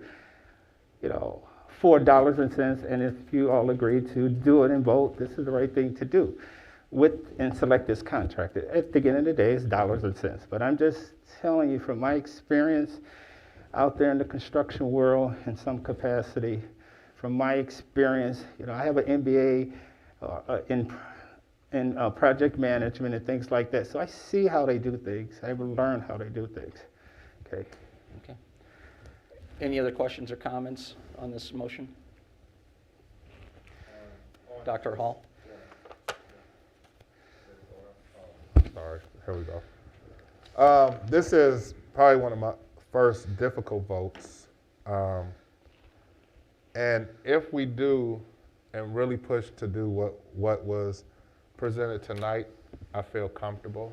The part that I don't feel comfortable with is, will we actually push forward for doing that during our time, or will it happen at all? I understand the sentiment of the dome. I do. But I also understand the need to improve in a different way and move forward. I wish that we could keep the dome and still improve the athletic facilities and incorporate the dome in it somehow. I don't know if that was presented or if that was looked at or what have you. But I do know that this is a difficult decision for me as a board member because of the fact that while some people may say there's only, 5 public comments in regards to versus all of the people, we know that traditionally we don't get a lot of support, I won't say support, but involvement, not just here, but many places when it comes to certain things, school related. I know I'm rambling on, but I don't know that I feel excited about this vote. I'll say that. So. And I apologize. Again, I focus on the contractor itself, but not how I really felt about the dome, voting to demolish the dome. I think all of you know the way that I have been pursuing this and supporting not to demolish the dome. Again, way back months ago, it was brought to us, and I believe our president said last week, this has been on the table for quite a few years. I know the plan prior to many of the board members here today that was presented to us, that board back in 2016, was to build a new elementary school on the existing 6th grade center. It did not include demolishing the dome, and there was no issues conveyed to the board at that time about the dome. Then the new board came up, when you get new board, you get new ideas, and I'm cool with that. And the new board said, you know what, we got to remove this dome, and and that plan kind of went and fell by the wayside for various reasons. Then we have this board, and it came up about demolition or demolishing the dome, and it was basically, I thought, was cost justification, and I do commend the board at that point with a 4-3 vote to table the vote to demolish the board, because I had some qualms with some of the numbers, and one of the big numbers was life safety. We had $3.2 million for the 6th grade center on the life safety, and unbeknownst to me, that $3.2 million included life safety for the dome. And one of the big ticket items under the life safety for the 6th grade center was $2.34 million for replacing the pipes. And for some reason, that $2.2 million came over to the dome as being life safety issues. And that was my reason, say I saw an issue, there's something going on, and the board gave me time to look back. That's the statement that Bill Sawalish read out for me. I was out of town, I was still on the meeting, and can agree that was not a good number for life safety for the water pipes. You corrected that, but you made some changes and added things on, And I said, well, this is a fight that I chose not to enter in. And then the board came back and said, on a meeting, it was a virtual meeting, the board came back and said, you know what, the real issue is that the board is in the footprint of the proposed new elementary school. And I took a step back, I said, okay, I'm okay with that. I chose not to fight the battle. And then I asked last week, I said, that is not an issue right now. The dome is here. We have no plans, prior to tonight's hearing, we have no plans to build anytime in the near future a elementary school on that site. I believe I was the one that even recommended that site way back to build an elementary school. After we were going around and trying to find it. I said strategically that property should stay within the district. So being said, I hear the plight of the people. Me, I have no sentimental values tied to the dome other than never forgetting who was at one time, my daughter, probably one of the smartest kids here at Crete Monee at the time, but she was not an athlete, but she was on the basketball team, and she was sent out to play on the court. She stole the ball from the opposing player, and she ran down and made her only 2 points in her career, and that was in the wrong basket. That's how I remember the dome, and I'll never forget it. Okay. So again, I know I'm talking here. I hear the plight. That's amazing. Tim, you got 1 point, I don't know, almost 1,100 signatures, regardless if it's people living here in our taxing district or not. But they had a tie to the dome. I look at it strictly as a financial asset. And I'm going to say this, the last thing, strictly, and I think cost justification does not warrant to demolish that building if we don't have any good strategic reasons and plans to do so. That dome has a lot of life. We have buildings that's here today that we're going to invest a whole lot of money in. It's a lot older than the dome.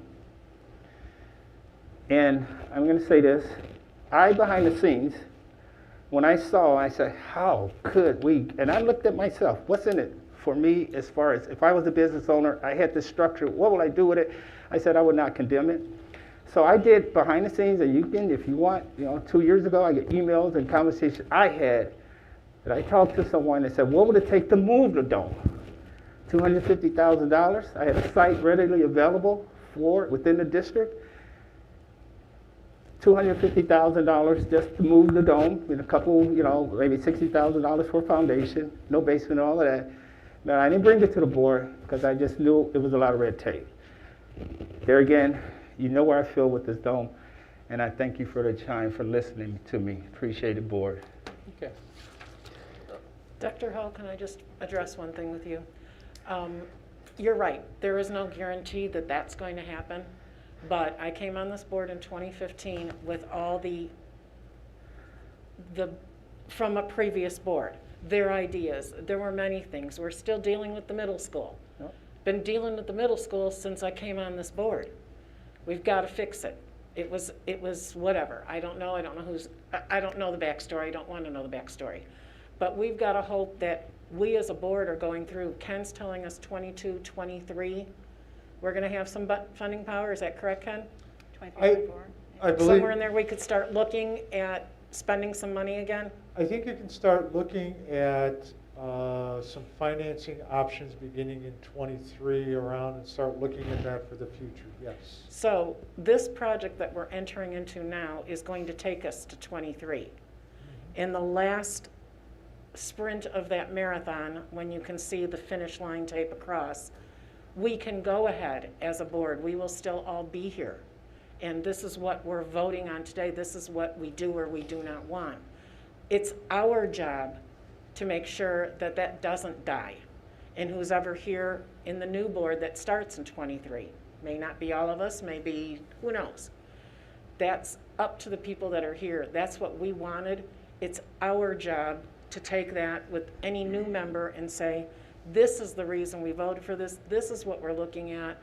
This is what needs to happen in order for that to happen. And I think that this board is very strong. I think they're very intelligent. They've asked the questions a million times of Ken. He's probably so sick of us, he wants to just walk out the back door. But it's because we do want to go forward. We do want to do the right thing.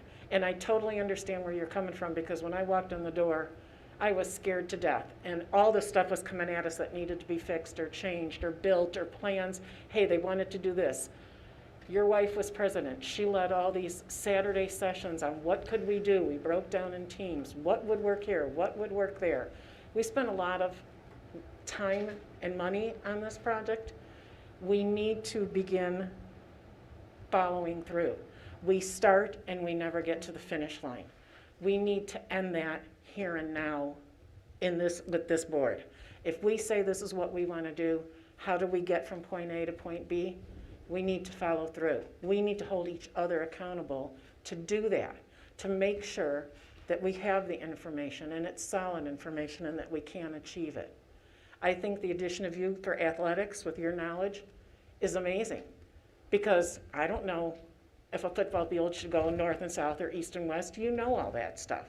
That's going to make that planning so much easier, and I'm glad that Ken has already asked you to be a part of that, because that makes a huge difference. You're a part of it. You can bring it back to us, make us understand. So I just want to throw that out there. I think that as a team, it's our goal to go forward with what we envision.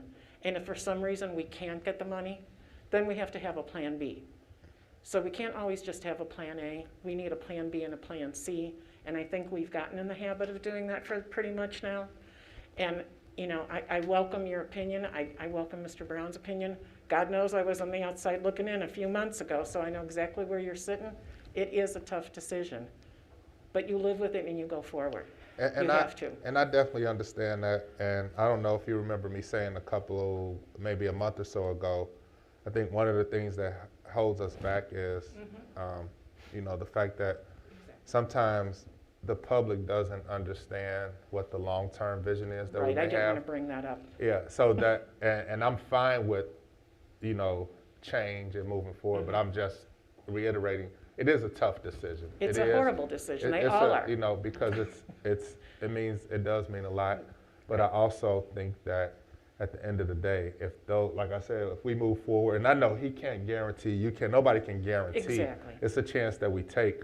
So I'm just saying, hopefully we'll stay the course, move forward with the athletic facilities, and hopefully we'll look like Edwardsville. If you've never been to Edwardsville, have you been to Edwardsville? But you're part of that beautiful. team. See, you're an integral part of that. So you need to hold the rest of us all accountable and say, hey, in October of 2021, Ken threw this plan out. Where are we? Are we still thinking this? Do you think it's going to work? Here's my opinion. I mean, we need to keep doing that, not just because it's 2 years away, I guess, is what I'm saying. The earliest we could really decide on financing, I guess, would be 2 years away.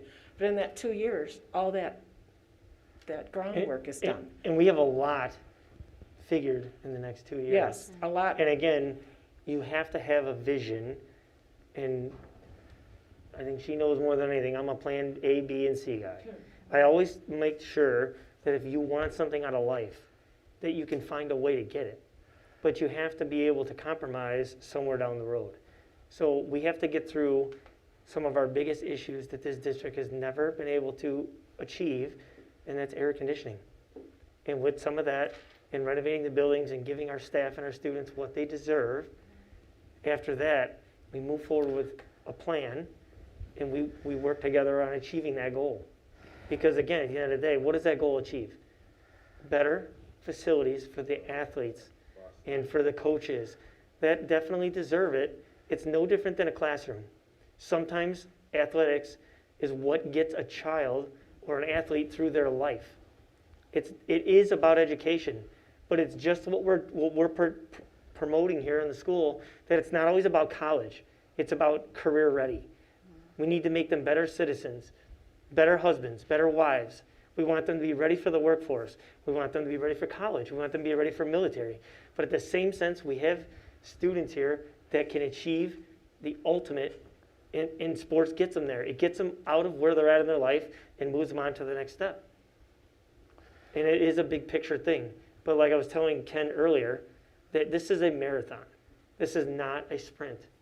And if the long-term goal is that I'm here 8 years or 12 years, we can't achieve everything in 4 years. It's impossible. Too much changeover. But one thing I would like to say, Bill, is I agree with you, it's a marathon. But when we have talked about items, we have talked about wants and needs of the district, and we have placed certain ones closer to the finish lines than others. But now I see this one, the middle school edition. I went over, had a meeting with the principal as of yesterday. I walked the building, and she came to this board 5 years ago, pretty much begging for additional rooms. I think you were one that has been promoting these additions and all of that. I agree with athletic fields and the importance of that, Bill. I agree with you too, and how it brings a mindset to our kids and help them out in different ways, shapes, and form. I agree with a vision, but most importantly, I agree with now. Now.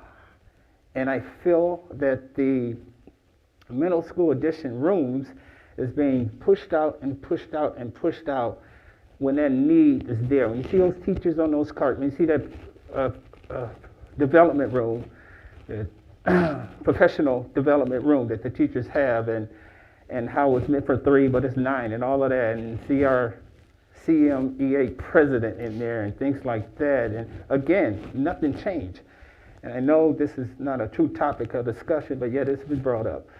So we have to make sure when we bring things up, and I'm not sure we said it, maybe Board Member Galbert, that when we have a plan A, the take care of the things, that if we're going to push the one, at one time was a now, to later as a vision, we need to have the plan ready. Say, this is what we're going to do now, and this is what we're going to do here. So I think we came a little late with this one. I'm just saying, Ken. With the developments of the sports complex, when you presented the short term, it's okay to present, okay, this is what we're going to do now, but hey, we're going to focus on this, but I'm just going to let you know we haven't forgot about this. It just seemed like we was just out there, in my opinion. I should not have to ask questions about the 6th grade center, not the 6th grade center, but the middle school, about the 10 additional rooms.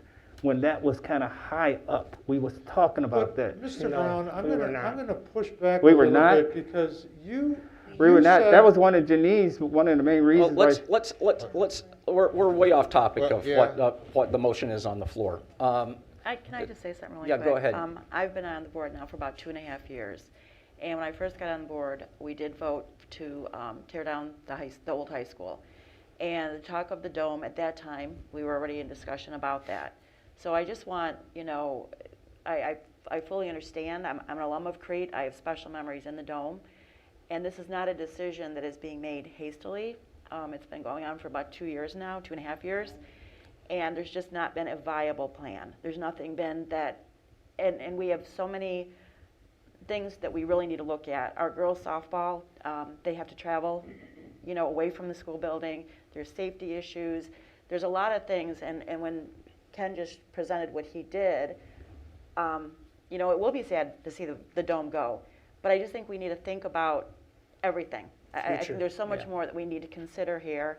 But I just want people to know this was not a decision made hastily. I know Mr. Brown had asked, for a delay, and he presented some things, and we went ahead and we honored that as well. And now here we are 2.5 years later, and we still there was never a viable plan. So I just want everyone to know that. I understand it. I can appreciate the desire, the want, but unfortunately, we're not this wealthy district that can just say, hey, resurrect the dome. I mean, there's a lot that would need to be done. I think this vision makes a lot of sense, and so I just wanted to add that. So thank you. I definitely agree. I just want to give a little clarity to something, because I know Mr. Brown mentioned, he said about 5 years ago that the principal came. I think that it was even before that. However long the 6th grade center has had the addition. And I'll say the names, I don't care. Mr. Teray and Gasparo, who stopped the full expansion of it. And then when she came back and said, hey, I need these classes, then they said, I was there, you didn't tell us this before. But yes, she did. She came before the board and said, please don't stop the full expansion of it. Please let it go forth. And they said no. And then when she came back and it was proven that she was not lying, they said, well, if you would have told us, we would have never stopped it, and which was not true. So I just want to give some clarity to, it's not, we are fixing something that other board members stopped in the first place. And I say it was out of spite. They may be friends of people, but it was out of spite because of whatever reason. And it's unfortunate. I don't want to be that board. I don't want to be the board that people say we stopped this because of an agenda against anybody, an agenda for our own selves or anything like that. In a perfect world, we do everything. Hopefully, we get to a perfect world. Yes, I agree. Athletics are just as important in my mind, in my world, as academics. So which one have we been fighting longer? We have probably needed athletic facilities longer than we've needed classrooms at the 6th grade center. Is that a middle school, yes. So which one do we do first? Well, the principal has been screaming for it. I'm not against it, but I definitely believe that we can even generate money by improving our athletic facilities to help. So that's just my take on it. I do hate that we even got in this position, but I don't want to be that board that keeps us in the position. I want to try to move forward, try to look at the big picture. We may not agree with which comes first, but we do agree something has to happen, and we can't just continue to have it the way it is. So that's what I say. Let me just say, kind of tack on a couple of comments that were made. Since I've been on the board for 5 years, we've looked at numerous scenarios for facilities in this district. None of those incorporated the dome into the students' needs. None of them. And so, and we've made priorities, we've made choices on how we want to move forward. That's fine. It may not include, maybe not everybody agrees with those priorities, but we as a board have come to those decisions. In terms of, and I'm always thinking about, we don't want to hamstring future boards with, make decisions today that are going to hamstring future boards. I don't know what we'll do with that property eventually. That'll be for future boards to decide. Here was a vision today that we saw, but we have to give them that opportunity. And we've made along the way here, we've made a decision as a board. We don't want to sell the property. We want to retain it into the district. So that's where we are today. And I agree with Sandy. This decision, it's a hard decision, but we haven't made it lightly. We've looked at a lot of different scenarios, and that's where we are. So are there any other comments, or can we get to a vote? Well, Kim, real quick, if the board decide to vote to demolish the dome, again, the 6th grade center is a done deal. What about, is there any funds to do any landscaping? I know when you demolish things, at the end of the day, you still get this vacant space with not too sightly, big open area without having grass. So are we doing anything, landscaping, and minimum of grass, plant some seeds or what? I would assume that's a lot of money. And again, I'd have to look at the bid documents and see, but I would assume that the ground will be leveled and that either seed or sod would be put into those areas. I'd have to look at the bid documents on that, but I can make sure that is done though as part of the contract. Yes. Can you just at least let Dr. Karen know I sure will. Put it in an FYI? I sure will. All right, Yep. appreciate it. That's if it's voted. Yes. All right. Any other comments? Add to it that, again, I'm not making a decision lightly either, but I think hard decisions need to be made. I think that's why we're in the position we're in, because I'm not putting down any prior boards, but they didn't make the hard decisions because they were hard, and we just have to do it. And so I'm not taking it lightly, but I just think that we have to move forward, and I think that's what we'll be doing tonight. Okay. Any other comments, questions? Okay, roll call, please. Brown is a nay or no? Mrs. Galbraith? Aye. Mr. Sawalish? Aye. Mrs. Walters, Aye. Dr. Hall, Aye. Vice President Roop, Aye. President Albrecht. Aye. Motion carries. Okay, next up, can I get a motion to accept a proposal and approve a contract for the completion and installation of temporary air conditioning at Balmoral Elementary School, Crete Elementary School, Coretta Scott King Magnet School, and Monee Education Center to Talsma Builders, Inc. of Alsip, Illinois, in the amount of $201,550. Moved. Second. A second, Sandy, Give it to Sandy. and Bill motion, right? Any questions or comments? Again, I do have a question. $201,000 been awarded to this one particular person. And Janine, you can probably help me out here. The second, memory serves me right, the second lowest bidder was a contractor that I thought the district kind of said they could no longer bid. And they could have easily won this bid. I don't know if you want me to name it. It was, we had a lot of legal issues. We had a lot. Okay, I don't remember being Chicago- bid on this, though. We They just did said. bid, they bid it, I thought it was period as far as bidding on anything. I Oh, could correct, I Yeah, don't I know. think you're correct that we were, I don't think you can stop them from bidding, but I think we you can't? decided So we how do you were do not that? going to accept any bid from them. Is Okay, that I correct? just want to get clarity on Yeah, that. there- Mr. you Gleason is cannot- here if we need help. I know. You cannot stop them from bidding. However, there is a clause in the bid documents that says the winner will be a responsible bidder. And so part of that, there are some stipulations within there that also define that. And how it's defined is by past work, have there been any issues with past work and that.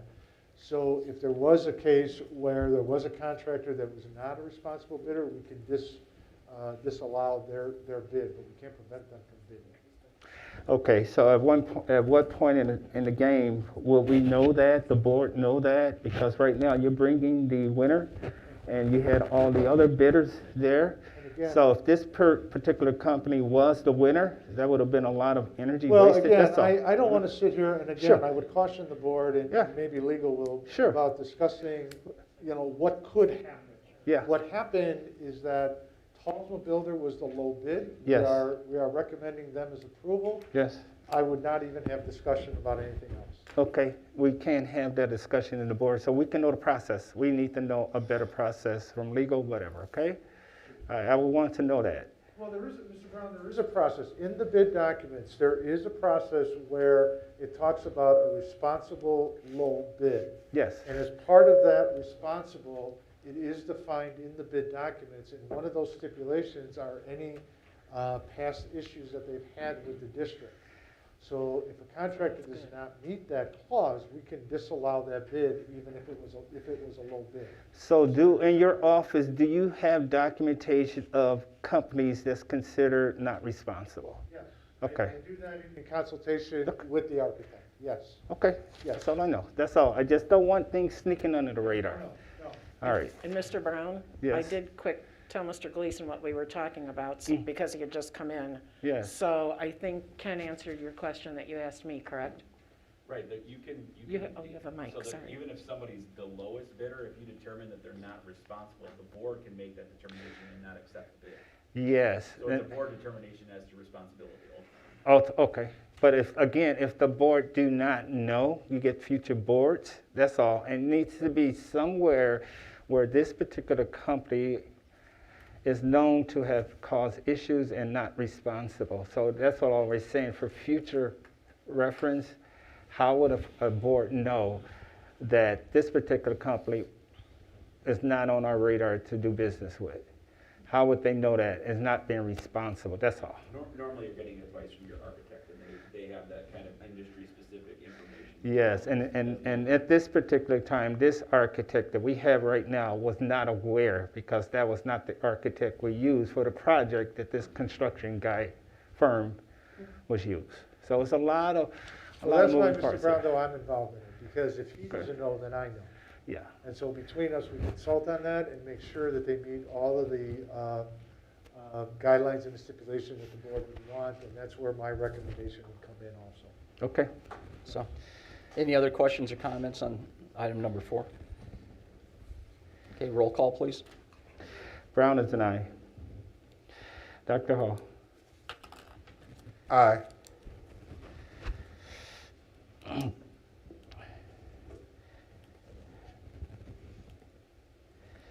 Mrs. Galbraith. Aye.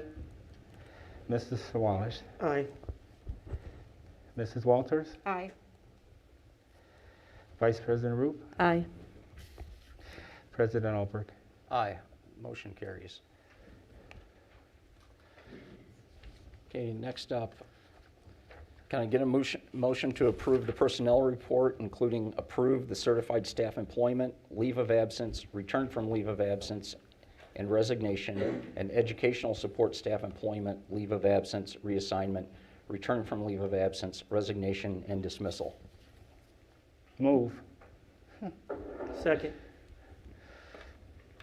Okay. I just want to say something really quick. I don't know any of the other employees. I know only one of the employees. She's resigning. Nothing negative toward the district or the board. I just want to thank her, Anita Franklin, for her service. She's my aunt. I know she cared about the district. She cared about the kids. She worked very hard every day. This was a true passion for her to work with the children and work at the middle school with our district, and I just thank her for her time. Okay. And I wish her many blessings. That was nice. Thank you. Me too. Thank you. Dr. Hall, or Lyle, I've seen quite a few employees that abandoned their job. And what's the definition of abandonment?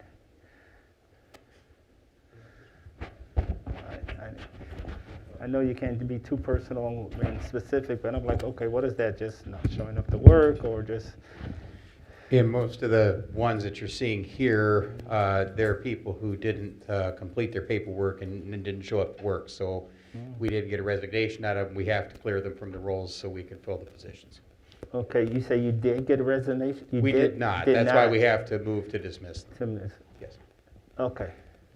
All right, thank you, sir. Any other questions or comments? Okay, roll call, please. Dr. Hall. Aye. Brown is an aye. Mrs. Swallers. Aye. Mrs. Walters. Aye. Mrs. Galbraith. Aye. Vice President Roop. Aye. President Albrecht. Aye. Motion carries. Okay, we will have a need for, before we go to Old new business. business, but we will have a need for closed session tonight. Any old business? Yes. No, I'm going first, Go because it's ahead. really hard to get a word in edgewise around here. Sometime back before the referendum, when we thought we would be possibly building some new buildings, we had asked Dr. Kara to do an IB program evaluation, and actually a whole evaluation of curriculum, but focusing in on the IB program evaluation. And I think given now that we're not building the new buildings, so it's not as critical to have that right now, because it was, are we gonna build a 300 student building or a 700 student building? That was a different scenario. And also with everything going on with COVID and all the difficulties, I would like to just suggest that we don't ask her to do that at this time and focus on all the other stuff going on. I think it's still a good idea, but to be pushed back to some other time. So I just wanted to formally say that. I know we asked that, and she's very diligent about doing what we ask, so I wanted to kind of get her off the hook for now while she concentrates on all this other stuff, and then put that kind of somewhere in the future. I'm also in agreement with that. You've got enough on your plate for now. It's something I would like to see done, but at a further date. Yeah, I don't disagree. So, I mean, I do think there's, some of the inequities that we identified between what the curriculum is at CSK and what is offered at other schools isn't an issue that's going to go away, that we have to address over time. But you know, there are other priorities, so. We have done some stuff right in that regard. I mean, we have aligned curriculum. Things have moved forward with that. So, yeah. Just want to make that clear. To be honest with you, I want to work her. She make too much already. I had her out looking at some things today, you know, in the aviation world. So she liked what she saw. And if the board is interested, there's going to be something going on in Boat Field. I'll send a flyer on November the 13th, so mark your calendar. It'll be something good to see by the Tuskegee chapter out there. So get a chance to see a lot of airplanes and kids and things of that nature. So Dr. Coglanice, the reason we ask you to do so much because you can. So thank you. Was that an old business or new business item? That was actually old business. Okay. That was Okay. old business, yeah, Okay. because I brought up aviation at one point to Okay. this board. Dr. Hall? All right. I guess I don't necessarily need an answer tonight, but I would like something presented possibly so that people can know. What's our process for what processes do we take when looking for candidates or trying to find minority candidates as well as promoting minority candidates as well as providing or awarding contracts to minority businesses? So we do have a process, and we can share that either through the FYI or present it. Thank you, Ms. Dell. You're welcome. We do have a process for both of those, and we can mention them in the FYI as well as bring it back to a formal presentation if you would prefer. Yes. Would you like I a will. formal presentation? Yes, Okay. yes, We will yes. write that down, and our team will get that delivered for November. And I just want to tell Mr. Brown, I hope he's not mad at me because I do have a background in aviation, so. He did mention that. He did mention I'm that. messing with, he know I'm No, messing with. yeah, you and my son graduated from the same program. How you remembered? See, I knew you loved me. Absolutely. So, again, once the board gets more in tune on what's going on, I think they will definitely be in favor of, in some way, shape, or form, the aviation world that I'm trying to, similar to the ROTC, I think that's a big hit. But I think when, again, the aviation world comes more out front to the board, I think they will have a good buy-in. That's just my opinion. Okay. Any other old business? Any new business? Yes. Okay. New business. I guess I have a question. I know that there was a meeting with Rich Township in regards to the CTE. And I know we've been talking about moving our CTE program or creating one and moving it to the high school. Can you give us information on what happened there and what's your stance on? Yes, on Monday, yesterday, we've been working with all the superintendents along with Rich District to try to bring a large career tech to the Southland Career Tech. And the idea is put together a $100 million proposal that would create all sorts of aviation, manufacturing, all those types of things. Right now, we are out there socializing the concept. We are socializing it with our legislators, with business owners, with mayors. I invited all the mayors to attend this as well. So I did participate in the attendance. Every week, I meet with all the other superintendents and we update what's going on and so forth. Where we're at right now is that, again, we've got to figure out how we're going to fund this $100 million project. So we're looking at grants, we're looking at donations, we are looking at ways to capture on some of our big box stores that are in the area, to, again, look for donations to see what we can do to fund this project. It's a very worthy project, and it's something that's very much needed in our area. In the meantime, you know, we are looking to do what we can at our high school level to further develop our own career tech. And like we've discussed earlier, you know, we're looking at expanding by bringing over the current MEC program, but also I am working with Lamont Hollyfield who is the director of the Career Tech, to expand. And one of the things that we were talking about is, again, aviation. We have a drone program that we would be further developing. We're looking at some other kinds of programs that are out there, again, to further develop. When I first came here, I talked about future-ready initiatives. There were 7 of them.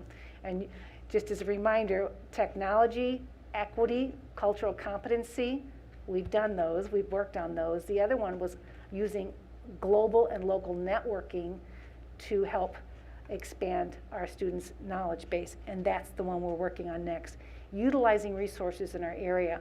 For example, we need to, again, focus on the resources we have. Monee has a wonderful agricultural piece. We might want to go forward with that. We may need to start looking at developing some first responders, police, fire, ambulance. We've got to figure out how we're going to recreate our community and bring money back into our communities, and a lot of it has to do with the education. We're also looking at growing our own teachers. You know, we have resources here. We do have students that we could tap into. So lots of exciting things. As you know, I'm working on developing a marketing initiative here in the district, because we've got to get the word out. We have a lot of exciting things that are just ready to be launched, such as the Southland Career and Tech, but also for ourselves, what we're doing here. And we're really excited about the planning right now. This is the things I'm getting excited about, of taking the next step. This board has been wonderful about getting us moving forward. You know, we've kind of settled down with the facilities and we know where we're going with this. We can now start going full speed ahead on the things that really impact students, career tech, you know, and providing opportunities for our students moving up. So that was a long-winded response to you. It was, but it was a response. That's okay. That's okay. It was my turn to talk. Two more questions. What's the location, and if it does take place, and we build this addition to the high school with these CTE facilities, what happens to that? What happens to RC? Yes. So is it going to be here? Is it going to be somewhere else, or are we going to build this and then it's Rich East. It's Rich East. It's been sitting vacant, as you know. They did close it, and that was the intent, to basically demolish that site, build a brand new site. But even if we had the money today, it's 5 years out for planning, operations. So we're looking very much a long-term piece. We're still in the concept and the socializing the concept. So I don't want to wait 5 or 6 years to do things for our students. And even if hopefully it does come to fruition, it doesn't negate the things that we are doing for our programming, because the district would then send students and we would pay a tuition to outsource programs that we can't offer here. So we are offering several programs, but not everything would be offered at the Trade Center. What other districts are on? I call it our sister districts. So we have Homewood, Flossmoor, we have Bloom, we have Rich. Okay. And then we have Thornton Fractional. Okay. So thank you for bringing that up.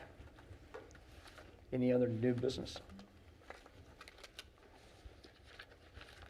Okay, then. Can I get a motion to go into oops, let me get my handy dandy reference card here. I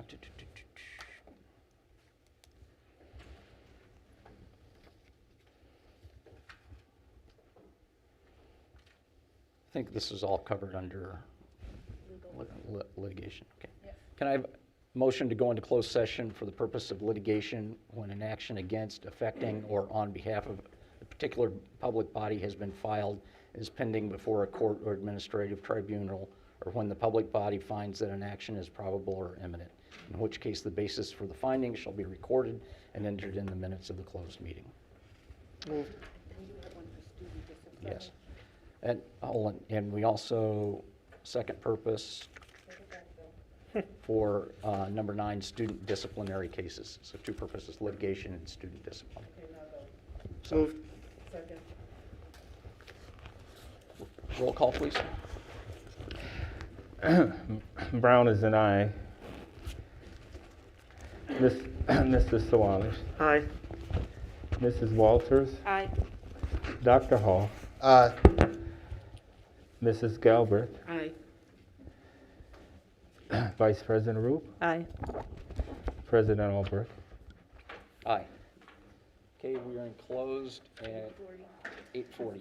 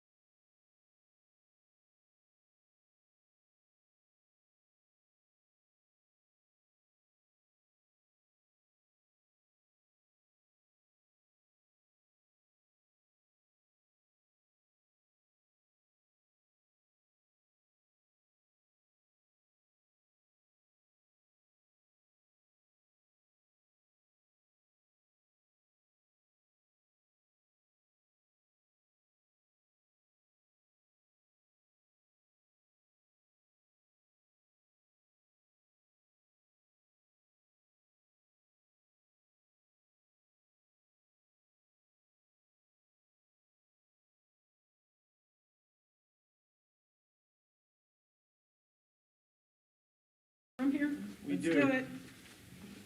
Can I have a motion to adjourn? Motion. Second. All in favor? Yeah. All in favor, say aye. Aye. So you were first, Janine was second. Okay. 9:54. Motion. Motion, Janine.